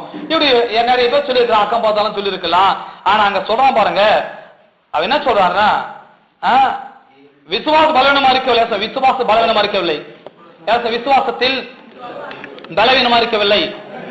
பலவீனமா இல்லாம அவன் ஏறக்குறைய 100 வயதுல இருந்த போதும், 100 வயதுல இருந்த போது, 99 வயசு சொன்ன வார்த்தையும் நிறைவேறல. இங்க 100 வயசு ஆச்சு, 100 சொல்லிட்டாரு. 100 வயதுல இருந்த போதும் அவன் ஏறக்குறைய தன் சரீரமும் செத்து போனதையும் சாராளுடைய கர்ப்பம் செத்து போனதும் என்னாது இருந்தான். 100 வயசு ஆயிடுச்சு, சாராள கர்ப்பம் செத்து போயிடுச்சு. ஆனா விசுவாசம் உள்ளத்தில் இருக்கு. அப்படின்னாலே சாராள் கர்ப்பம் செத்து போனதும் பிரச்சனை இல்லை அவனுக்கு. அவனுக்கு 100 வயசானதும் பெரிய பிரச்சனையாக இல்லை. ஏனென்றால் மலைகளே பேர்க்கத்தக்கதாக இல்லாத இருக்கிறது மாற்றத்தக்கதாக ஒரு அற்புதமான விசுவாசம் என்னும் வல்லமை ஆபிரகாம் உள்ளத்தில் இருக்கிறபடினாலே அந்த செத்து போன கர்ப்பத்தை பார்த்து அவன் நம்பிக்கப்படல. இந்த எனக்கு 100 வயசு ஆயிடுச்சு, எனக்கு எப்படி ஆகும் சொல்லி இதை குறித்து அவன் சந்தேகமும் படல. நம்புறதுக்கு ஒண்ணுமே இல்ல, நம்புறதுக்கு ஒண்ணுமே இல்லாத இருந்த போதும் அவன் நம்பிக்கையோட விசுவாசத்தான், அதுதான் விசுவாசம். இன்னைக்கு கல்யாணம் ஆகி 2 வருஷம் இருக்கும், இல்ல அட்லீஸ்ட் ஒரு 3 வருஷம் இருக்கும். உடனே ஒரு கம்ப்ளைண்ட், இன்னும் குழந்தை. 2 வருஷத்துல என்ன பெரிய கம்ப்ளைண்ட்? 2 வருஷத்துல 3 வருஷம் குழந்தை இல்ல, பாஸ்டர் எல்லாம் ஜெபம் பண்ணுங்க, பையனுக்கு இன்னும் போறல பாஸ்டர், பொண்ணுக்கு இன்னும் ஆகல பாஸ்டர், கொஞ்சம் ஜெபம் பண்ணு போங்க. 2 வருஷம் தான் ஆயிடுச்சு, ஏன்னா கவலைப்படுறீங்க? இன்னும் இருந்த காலம் 100 வயசான ஆளுக்கே கர்த்தர் குழந்தை எங்க போச்சு விசுவாசம்? அந்த மாதிரி ஆளு பார்த்தா நல்லா பக்கா பெந்தகோஸ்து கோயிலுக்கு போற ஆளா இருக்கும். புள்ள கல்யாணம் மட்டும் 2 வருஷம் குழந்தை போடல, உடனே சொல்லுது 2 வருஷம் ஆச்சு இன்னும் குழந்தை பிறல பாஸ்டர், 4 வருஷம் ஆச்சு. 4 வருஷம் 2 வருஷம் என்ன பிரச்சனை ஆச்சு? ஒன்னும் ஆகல, சந்தோஷமா இருங்க. விசுவாசிங்க, சீக்கிரமா கர்த்தரும் பையனுக்கும் பொண்ணுக்கும் நல்ல குழந்தை தருவோம். அது ஒரு பெரிய கட்டு, அது ஒரு பெரிய பிரச்சனையே கிடையாது. நான் பிரச்சனை சொல்றதும் கிடையாது. 100 வயசான ஆளுக்கே குழந்தை பிறந்துருது, கர்ப்பமே செத்து போயிடுச்சு. 6 வயசான ஆளு இவங்களுக்கே குழந்தை உண்டான்னு சொன்னா இப்பதானே கல்யாணம் ஆயிடுச்சு, 2-3 வருஷம் ஆயிருது, ஆகும், நடக்கும், கவலை இல்லாம இருங்க, கண்டிப்பா குழந்தை உங்களுக்கு கிடைக்கும். எதுனாமே சொல்றீங்க. ஆகவே அது பெரிய பிரச்சனைக்கு குடும்பங்கள்ல பல சபைகள்ல அது பெரிய பிரச்சனை எடுத்து வராங்க. 2 வருஷம் 3 வருஷம் என்ன நடந்தது? அதுக்குள்ள சில தவறான முடிவுகளை எடுத்து விடுகிறார்கள். பிரச்சனை கிடையாது, அருமையா. நம்புவதற்கு ஏதுவில்லாதிருந்தும் ஆபிரகாம் அது நம்பிக்கையோட விசுவாசத்தை இந்த காலை நேரத்தில் நான் உங்களுக்கு சொல்லுகிறேன், நீங்கள் வாழ்க்கையில உயர்வதற்கோ ஆசிரியப்படுவதற்கோ உயர்த்தப்படுவதற்கோ இன்னைக்கு நம்புறதுக்கு எதுவுமே இல்லைன்னு சொல்லி சோர்ந்து போடாதீங்க. இன்னைக்கு நம்புறதுக்கு எதுவே இல்லாம இருந்தாலும் கர்த்தருடைய வாக்குத்தத்தத்தை நம்பிக்கையோட விசுவாசிங்கள். இந்த நம்பிக்கையின் விசுவாசம் உங்க வாழ்க்கை இல்லாதவைகளையும் இருக்கிறவைகளை போல மாற்றிவிடும். எதை நம்புறீங்க? அதை விசுவாசிக்க வேண்டும். இப்ப 18 என்னோட சேர்ந்து சொல்லுங்க. உன் சந்ததி இவ்வளவா இருக்கும் என்று சொல்லப்பட்டபடியே தான் அநேக ஜாதிகளுக்கு தகப்பனாவதை நம்புகிறதற்கு ஏதுமில்லாதிருந்தும் அதை நம்பிக்கையோடு விசுவாசித்தான். இன்னைக்கு ஒரு நம்பிக்கை நான் சொல்றேன் உங்களுக்கு. நம்புறதுக்கு ஒண்ணுமே இல்ல, ஒரு சோர்ஸும் இல்ல, ஒரு ஆதாரம் இல்ல, ஒரு வழியும் இல்ல, ஒரு உதவியும் இல்ல, ஒரு சகாயமும் இல்ல அப்படின்னு யாராச்சும் இருந்தீங்கன்னு சொன்னா முதல்ல அந்த பேச்சை மூட்டை கட்டி ஓரம் போடுங்க. கர்த்தருடைய வாக்கு தத்தத்தை நம்பிக்கையோட விசுவாசிங்கள். இதை நம்புறதுக்கு உங்க இருதயம் ரெடி ஆச்சுன்னு சொன்னா உங்களை உயர்த்துவதற்கு உங்க விசுவாசம் போதுமானது. இதை நம்புறது நீங்க ரெடி ஆயிட்டீங்கன்னு சொன்னா உங்கள் வாழ்க்கை முன்னோக்கி செல்லும், ஒருபோது பின்னோக்கி போகவே போகாது. எத்தனை ஆமென் சொல்றீங்க?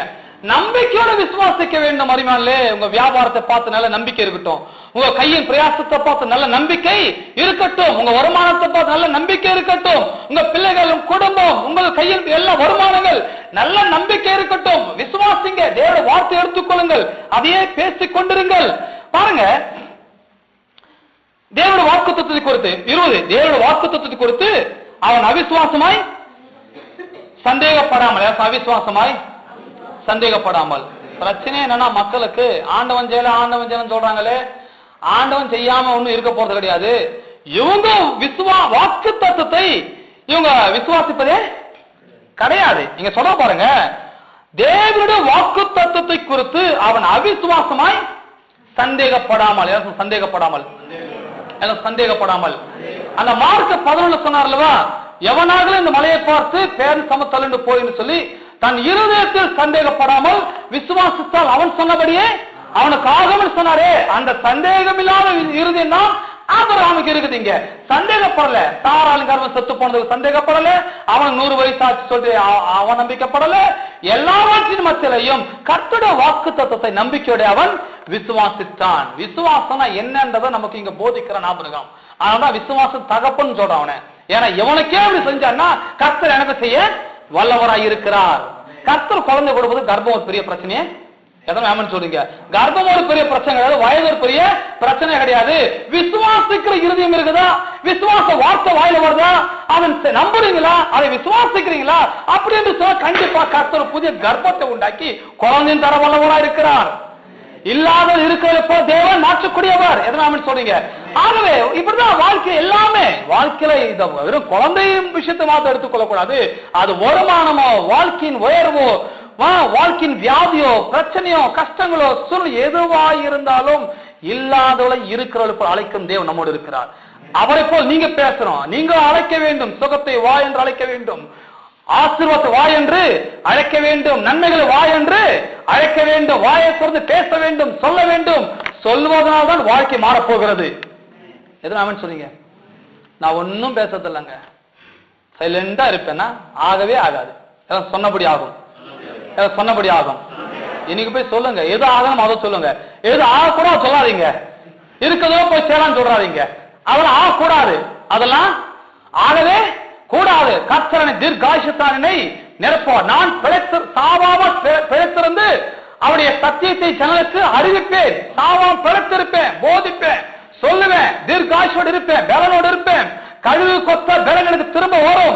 என்னை பலப்படுத்த கிறிஸ்துவ எல்லாவற்றையும் செய்ய எனக்கு பலன். இப்படி ஜீவனை பேசுங்க, இப்படி நன்மையை பேசுங்க. அதுதான் கர்த்தர் ஜீவனையும் மரணத்தையும் நமக்கு முன்னால வைக்கிறது. தெரிந்தெடுத்து பேசுங்கன்னு சொல்லி வேற எல்லாம் பேசி வாழ்க்கை கெடுத்துட கூடாது.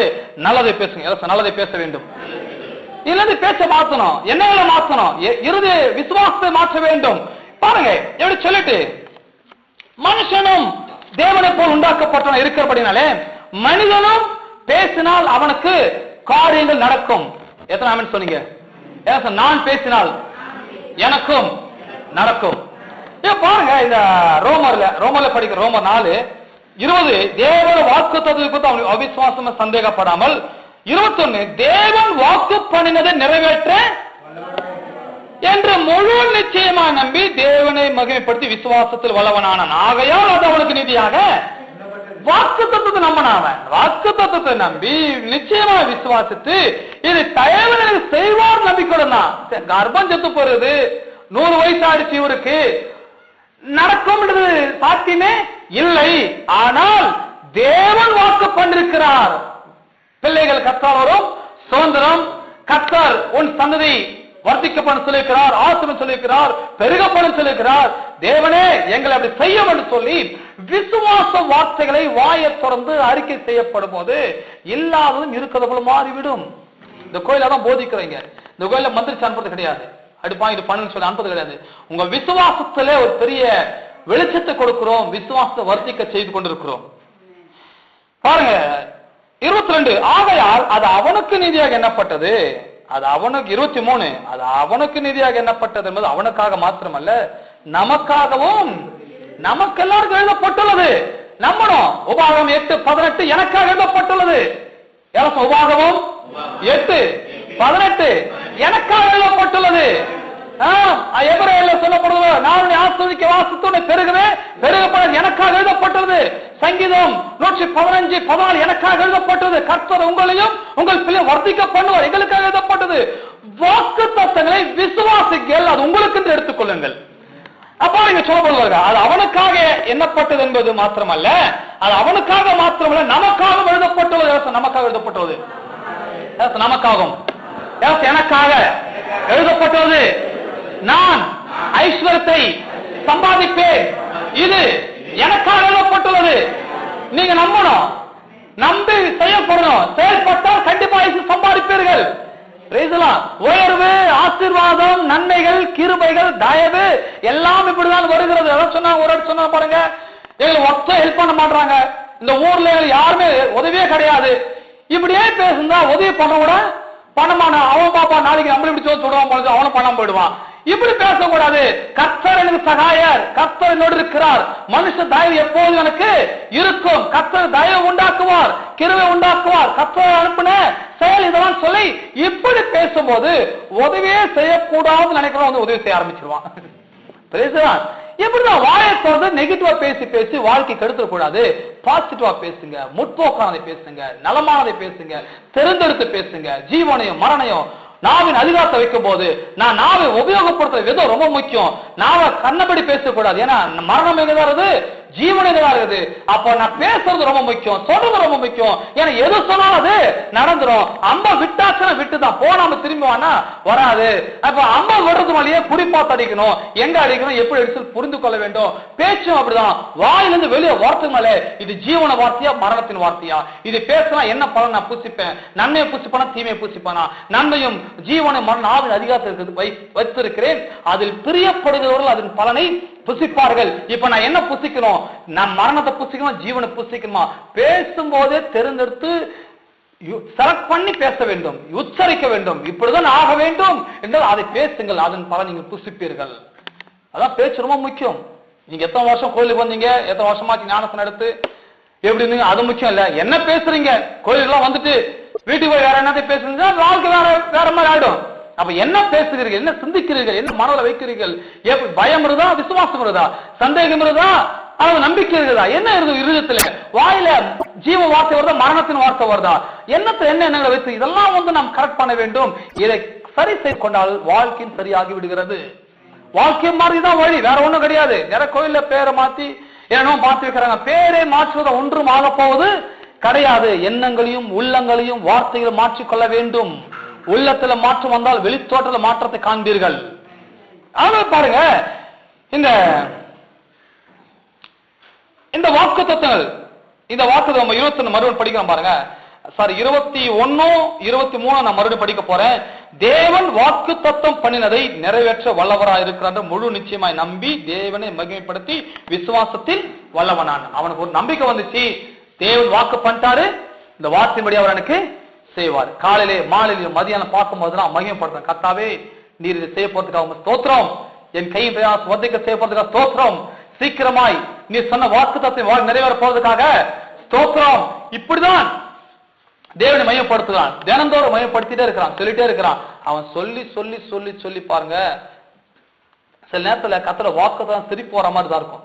சிரிச்சிருவோம், நடக்கமான சாரல் சிரிச்சாலவா, அடுத்த ஒரு 10 மாசம் வரும்போது உங்க வீட்டு ஒரு குழந்தை இருக்கணும், அந்த அம்மா சிரிச்சுட்டாங்க. வாக்குத்தல் சிரிப்பு கேட்ட போல் இருக்கும், ஆனால் விசுவாசித்தால் அடுத்தவர்கள் மூக்களை வரல வச்சு யோசிப்பாங்க, இப்படி நடந்துச்சா, நடக்குமா, விசுவாசம் அவ்வளவு வளம் இருக்குதா, மலைகள் பெயர்ந்து போகுமா, இப்படி நடக்குமா, ஆகுமா. ஆகதான் விசுவாசம் ரொம்ப முக்கியம் என்று சொல்லுவது. ஜபம் அல்ல, ஜபத்துல என்ன பேசுறீங்க, என்ன நம்புறீங்க, என்ன விசுவாசிக்கிறீங்க, இந்த விசுவாசத்தையும் பேச்சையும் தெரிந்து கொள்ளாமல் நாம் என்ன ஜபம் பண்ணாலும் அது நமக்கு ஆக போறது கிடையாது. ஜபத்தை தரமான விதத்தை ஜபம் பண்ண வேண்டும். குவாலிட்டி பேர் சொல்லுவாங்க, நல்ல சரியான விதத்துல சரியான ஜபம், சரியான நேரம், இந்த குவாலிட்டி டைம் சொல்லுவாங்க. அதாவது நான் 10 மணி நேரம் பண்ணங்க தேவையே கிடையாது, 1 மணி நேரம் ஒழுங்கா பண்ணிட்டு வா, அரை மணி நேரம் ஒழுங்கா பேசிட்டு வா, அட்லீஸ்ட் ஒரு 10 நிமிஷம் சரியானதை பேசிட்டு வா. இந்த 10 நிமிஷம் குவாலிட்டியா இருக்கட்டும், தரமானதா இருக்கட்டும், அந்த 10 நிமிஷம் ஜபம் உங்களுக்கு பவர்ஃபுல்லா இருக்கும். 10 மணி நேரம் ஜபம் பண்ணி கண்டதை பேசி கண்டதை சொல்லிட்டு கண்டதை நினைச்சு கண்டதை அழுது புலம்பி வாரத்துக்கு பேசாம ஒழுங்கா 10 நிமிஷம் ஜபம் பண்ணிட்டு வந்துடலாம். பேசலாம். சரியான ஜபத்தை பண்ண வேண்டும். அதான் சொல்லிக் கொண்டு வருகிறேன். ஜபத்துல ரொம்ப முக்கியமானதாக போதித்து ஓடுகிறேன். பாருங்கள், எபிரேயர் 4:1-2. எபிரேயர் 4ஆம் அதிகாரம் 1ஆம் வசனம் 2ஆம் வசனம் நான் படிக்கிறேன். 4ஆம் அதிகாரம் 1-2. ஆனபடினாலே அவருடைய இளைப்பாறுதலில் பிரவேசிப்பதற்கு ஏதுவான வாக்கு தத்தம் நமக்கு உண்டாயிருக்க, உங்களில் ஒருவனும் அதை அறியாமல் பின்வாங்கி போனவனாக காணப்படாதபடிக்கு பயந்திருக்க கடவும். ஏனெனில் சுவிசேஷம் அவளுக்கு அறிவிக்கப்பட்டது போல நமக்கும் அறிவிக்கப்பட்டது. கேட்டவர்கள் விசுவாசம் இல்லாமல் கேட்டபடினால் அவர்கள் கேட்ட வசனம் அவர்களுக்கு பிரயோஜனப்படவில்லை. அதாவது இங்க ஆனபடினால் அப்படின்னு சொல்லிட்டு அவருடைய இளைப்பாறுதல் பிரவேசிப்பதற்கு ஏதுவான வாக்கு தத்தம் நமக்கு உண்டா இருக்க. இளைப்பாறுதல் இது ஏதோ மரணத்தை பற்றி பேசுற வார்த்தை நினைச்சிடக்கூடாது. செத்தா நமக்கு இளைப்பாறுதல் இருக்குன்னு சொல்லி நினைக்க கூடாது. இது மரணத்துக்கு பிறகு நடக்கிற வார்த்தை இல்ல. ஜீவிக்கும் போதே நாம் இளைப்பாறுதல் பிரவேசிக்கப்பட முடியும். இளைப்பாறுதல் சொன்னா என்ன? இளைப்பாறுதல் ரெஸ்ட், ஓய்வு, நல்ல ஒரு நிம்மதி, அமைதி. பாடப்பட்டு வேதனைப்பட்டு அல்லல் பட்டு கஷ்டப்பட்டு உபத்திரப்பட்டு அடிமைத்தனத்திலிருந்து வறுமையிலிருந்து வியாதியிலிருந்து மீண்டு வருகிறோமே, அதுதான் இளைப்பாறுதல். எத்தனை சொல்றீங்க? இந்த நிம்மதிக்குள்ள இந்த நிம்மதி இளைப்பாறுதல், இந்த இளைப்பாறுதலில் பிரவேசிப்பதற்கு ஏதுவான வாக்கு தத்தம் நமக்கு உண்டாயிருக்க. அதாவது அவங்களுக்கு ஒரு வாக்கு தத்தம் இருந்துதான். பழைய ஏற்பாட்டு இஸ்ரவேல் ஜனங்களுக்கு எகிப்து தேசத்தில் அடிமையா இருந்தாங்க. வறுமையிலும் அடிமைத்தனத்திலும் தரித்திரத்திலும் கஷ்டத்தில் இருந்தாங்க.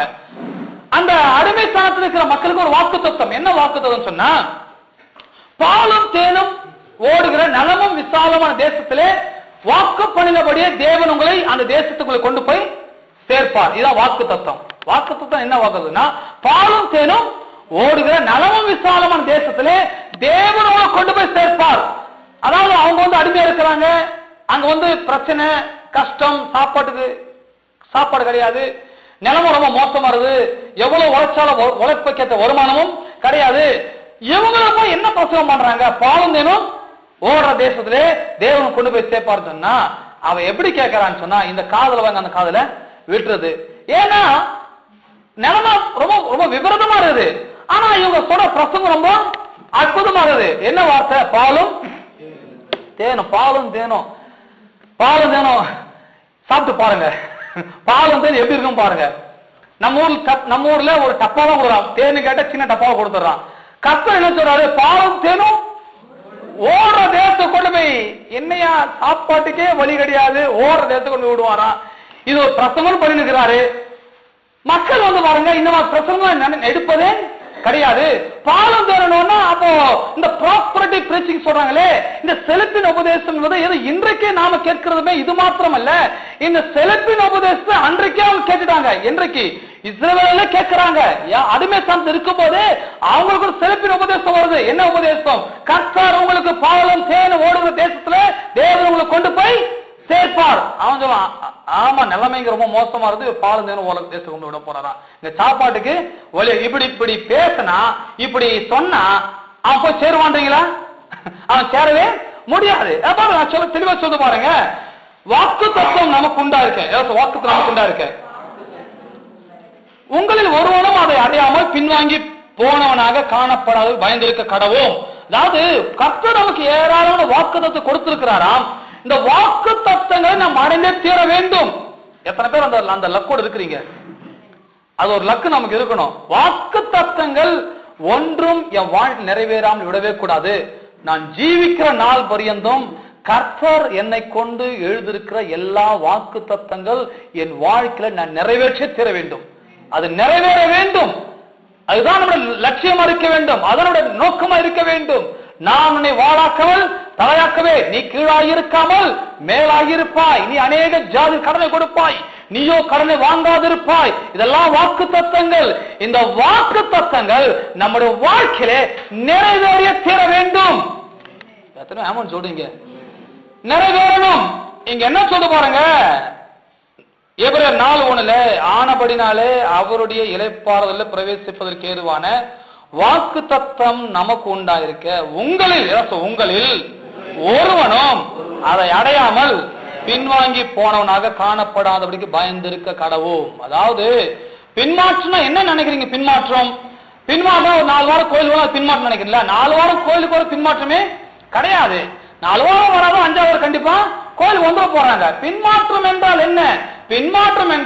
52 வாரமும் கோயிலுக்கு வந்து ஒரு வாக்கு தத்தம் நிறைவேறலையே, அதுதான் பின்மாற்றம். நிறைய பேர் நினைக்கிறாங்க நான் கரெக்டா போயிருமாக்கும், நான் கரெக்டா ஜெபம் பண்றமாக்கும்.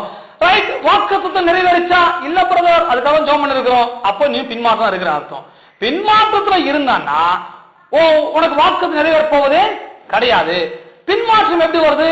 சந்தேகம், அவநம்பிக்கையான பேச்சு, அவநம்பிக்கையான எண்ணங்கள் இருக்கனால கோயிலுக்கு வரலாம், ஜெபம் எல்லாம் பண்ணலாம், ஆனா வாக்கு தத்தம் நிறைவேற போவது கிடையாது. வாக்கு தத்தம் நிறைவேற வேண்டும் என்று சொன்னால் சந்தேகம் இருக்கக்கூடாது, விசுவாசம் இருக்கணும், அவதூறான பேச்சு இருக்கக்கூடாது, ஜீவனுள்ள வார்த்தை இருக்க வேண்டும்.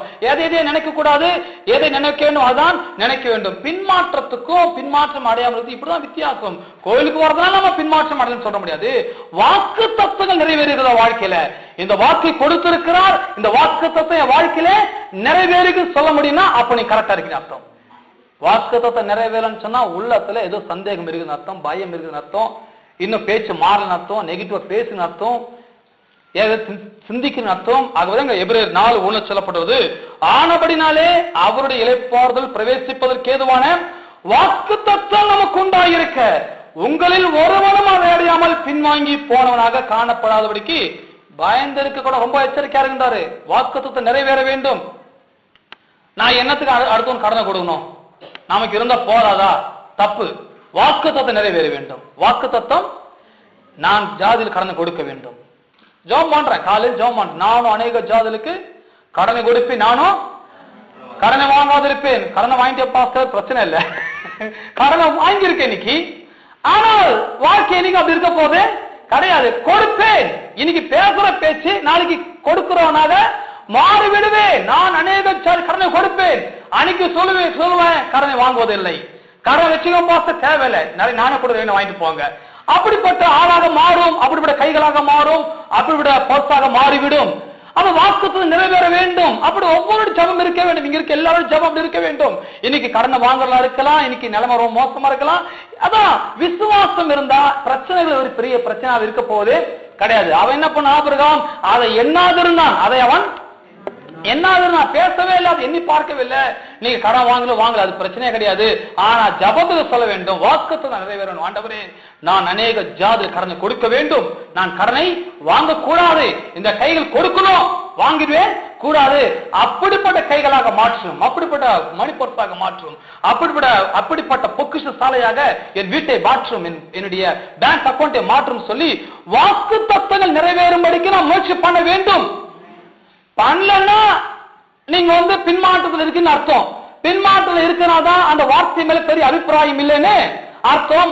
அப்படிப்பட்டாலும் ஜபத்துல பெரிய அக்கறை காட்ட மாட்டேன். என்னத்துக்கு ஜபம், எனக்கு எல்லாம் போதுமான இருக்குது, ஜபமே வேணாம் நினைப்பாங்க. அப்ப எல்லாம் இருந்தாலும் கர்த்தர் வாக்கு தத்தம் நிறைவேறுகிறதா, கர்த்தர் சொன்ன வாக்கு நிறைவேறுகிறதா, உபாகம் 28 சொன்ன அத்தனை வாக்குத்து நிறைவேறுகிறதா? முயற்சி பண்ணுங்க, இன்னைக்கே முயற்சி பண்ணுங்க. அது சொல்லித்தருங்க, ஆண்டவரே வாழ்க்கை நிறைவேற வேண்டும், என் சந்ததிக்கு அது நிறைவேற வேண்டும், அது சொல்ல ஆரம்பிக்கப்பட வேண்டும். பாருங்க என்ன சொல்ல பாருங்க, ஆனபடினாலே அவருடைய இளைப்பாறுதலில் பிரவேசிப்பதற்கு ஏதுவான வாக்குத்தத்தம் நமக்கு உண்டா இருக்க உங்களில் ஒருவனும் அதை அடையாமல் பின்வாங்கி போனவனாக காணப்படாத பயந்து இருக்க. பின்வாங்கிட கூடாதுங்க. ஏன் இந்த ஐஸ்வர்யத்தை பற்றி, ஏன் இந்த ஆசிரியத்தை பற்றி பேசுறேன்? இதெல்லாம் வாக்கு தத்தங்கள், கர்த்தர் நமக்கு கொடுத்திருக்கிற வாக்கு தத்தங்கள். இது நிறைவேற வேண்டும், நிறைவேற வேண்டும், நிறைவேற வேண்டும். அவ பேசணும். இனிலிருந்து காலையில் எழுந்துன கையை சபிக்காதீங்க. இயேசு நாம கைகள் ஆசீர்வதிக்கப்பட கடவுள். ஏசும் கையை பார்த்து சொல்லுங்க. உங்க கையை நல்லா கண்ணுக்கு மேல வைங்க.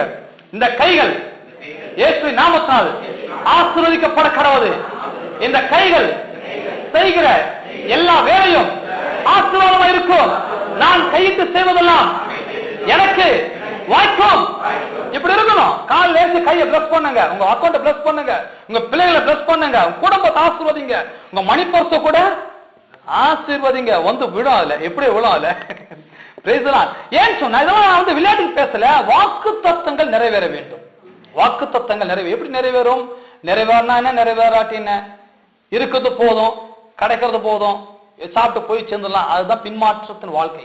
ஆவிக்குரிய வாழ்க்கை என்ன? ஒரு வாக்குத்தை நிறைவேற வேண்டும். மரியா சொன்னா பாருங்க, உங்களோட வார்த்தையின்படி எனக்கு கடவுது. என்னத்துக்கு கல்யாணம் ஆகாத ஆளுக்கு எனக்கு எதுக்கே குழந்தைய கொடுத்து உங்களை மாட்டி ஒரு ஒண்ணு குழந்தைய வானா ஒண்ணு வான்னு சொல்ல. அது கத்தோட வாக்கு தத்துவமா? அது எனக்கு நிறைவேறட்டும். கத்தோட வாக்குத்தம் நிறைவேற வேண்டும். அப்பதான் அதுதான் பாக்கியவான், அதுதான் ஆசீர்வதிக்கப்பட்ட வாழ்க்கை. அப்ப கர்த்தர் வந்து பாருங்க ஏராளமான வாக்குத்தை கொடுத்திருக்கிறார். எத்தனை எழுதி வச்சிருக்கிறீங்க, எத்தனை படிக்கிறீங்க, எத்தனை மனப்பாடம் பண்ணிருக்கிறீங்க, எத்தனை நம்பி இருக்கிறீங்க, எத்தனை சொல்லி இருக்கிறீங்க.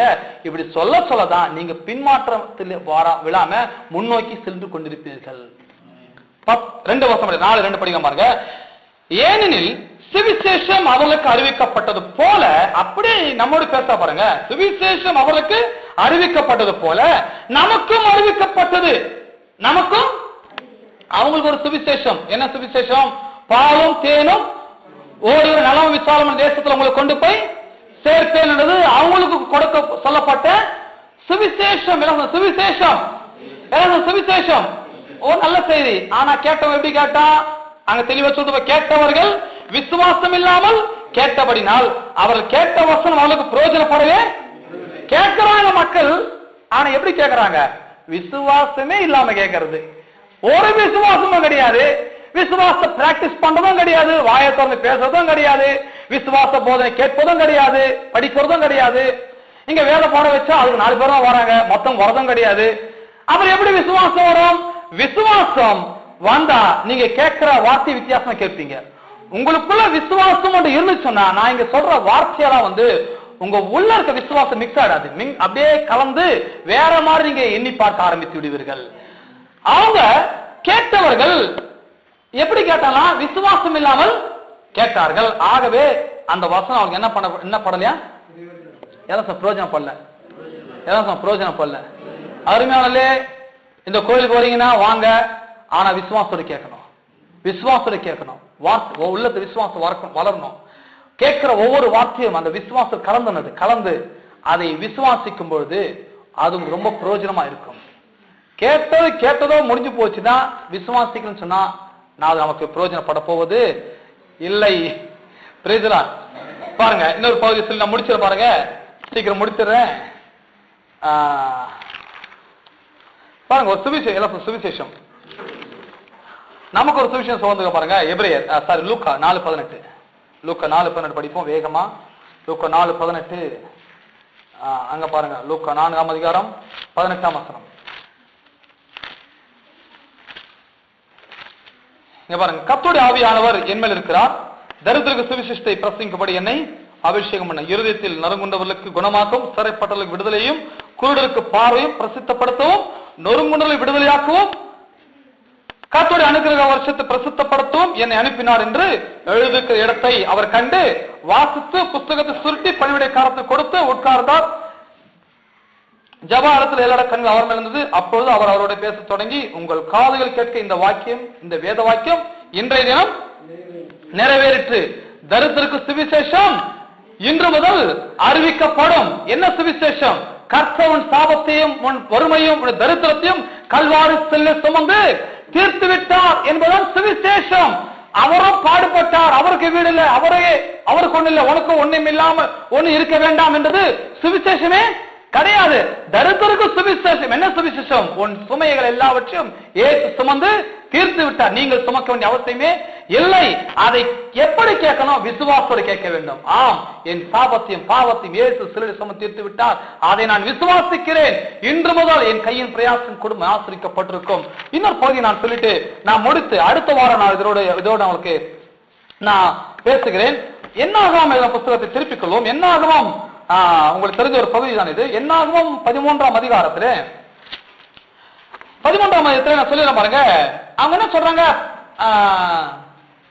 மோசே 12 பேரை வேவு பார்க்க அனுப்புகிறான் கானான் தேசத்துக்குள்ள. கானான் தேசம் எப்படிப்பட்டது? தேவன் வாக்கு பண்ணாரே, பாலந்தேன ஓர தேசம் கொண்டு போய் விடுவேன்னு சொல்லி, அந்த தேசம் எப்படிப்பட்டது? உண்மையாவே பால் ஓடுதா, தேன் ஓடுதா, நல்லா இருக்குதா, நல்லா இல்லையா, தேசம் எப்படிப்பட்டது போய் பார்த்துடுவாங்க. அடுத்து 12 பேர் அனுப்புறாங்க. 12 பேர் போறாங்க, போயிட்டு ரிட்டர்ன் வராங்க. 12 பேர் வேவு பார்த்து எல்லாம் வராங்க. 10 பேர் என்ன சொல்றாங்கன்னா, அந்த தேசத்தை போகவே முடியாது, அது பெரிய தேசம், ராட்சசம் இருக்கிறாங்க, திராட்சை பழம் மட்டும் வருது, கொலகாரம் உள்ள இருக்கிறான், உள்ள போனா கொலை பண்றான், அங்க திராட்சை ரசம் ஓட ரத்தம் ஆறுதான் ஓட. இப்படி 10 பேர் பேசினா அர்த்தம் போவான்றீங்களா? ஐயோ, அந்த ஊர் வானப்பா போய் மோசே கொலகாரம் ஊரு கொண்டு போறீங்களே, பேசாம இங்கே விட்டு சொல்றோம். பாருங்க என்ன சொல்ல பாருங்க. 13ஆம் அதிகாரத்துல என்ன 13, ஆனாலும் அந்த தேசத்தில் குடியிருக்கிற ஜனங்கள் பலவான்கள், பட்டண அரணிப்பானவர்கள் மிகவும் பெரியவர்களுமா இருக்கிறது. அங்கே ஏனாகின் புத்திரரையும் கண்டோம். 32 படிக்கிறோம். சாரி 32. நாங்கள் போய் சுற்றி பார்த்து வந்த தேசம் தன் குடிகளை பட்சிக்கிற தேசம். குடிகளை பட்சிக்கிற தேசம். 10 பேர் சொல்றாங்க குடிகளை பட்சிக்கிற தேசம், குடிகளை கொலை பண்ற தேசம், போனா செத்துருவீங்க, சம்மந்தனா போய் சேருங்கன்ற ஆமா பேசுறான். 10 பேர் சொன்னா அடுத்த என்ன பார்ப்பான்? ஐயோ, இவங்க சொல்ல கரெக்ட் போல, இந்த 2 பேர் மோச டீம் போல, ஆனா வேற மாதிரி பேசுறானுங்கன்னு சொல்லி 10 பேர் சொன்ன உடனே அங்க ஒரு மீட்டிங் வேற மாதிரி ஆயிடுச்சு. குடியில பட்சிக்கிற தேசம், அதாவது மெஜாரிட்டி பார்ப்பாங்க. 10 பேர் சொல்றது பெருசா, 2 பேர் சொல்றது பெருசா? 10 பேர் சொல்றதுதான் பெருசா. 10 பேர் சொன்னா நம்புவாங்க. 2 பேர் சொன்னா நீ உட்காரப்பா தம்பி, 2 பேர் தான் சொல்லிக்கிறீங்க, ஓட்டு வச்சா நீங்க தோத்துருவீங்க, நீ உட்காருன்னு சொல்லி நம்ம எலெக்ஷன் வச்சு நம்ம தெரிஞ்செடுப்போம். சில காரியத்தெல்லாம் இப்படிதான் நம்ம செலக்ட் பண்ணுவோம். அங்க கூட போறாங்க, அதே பிரச்சனை தான்.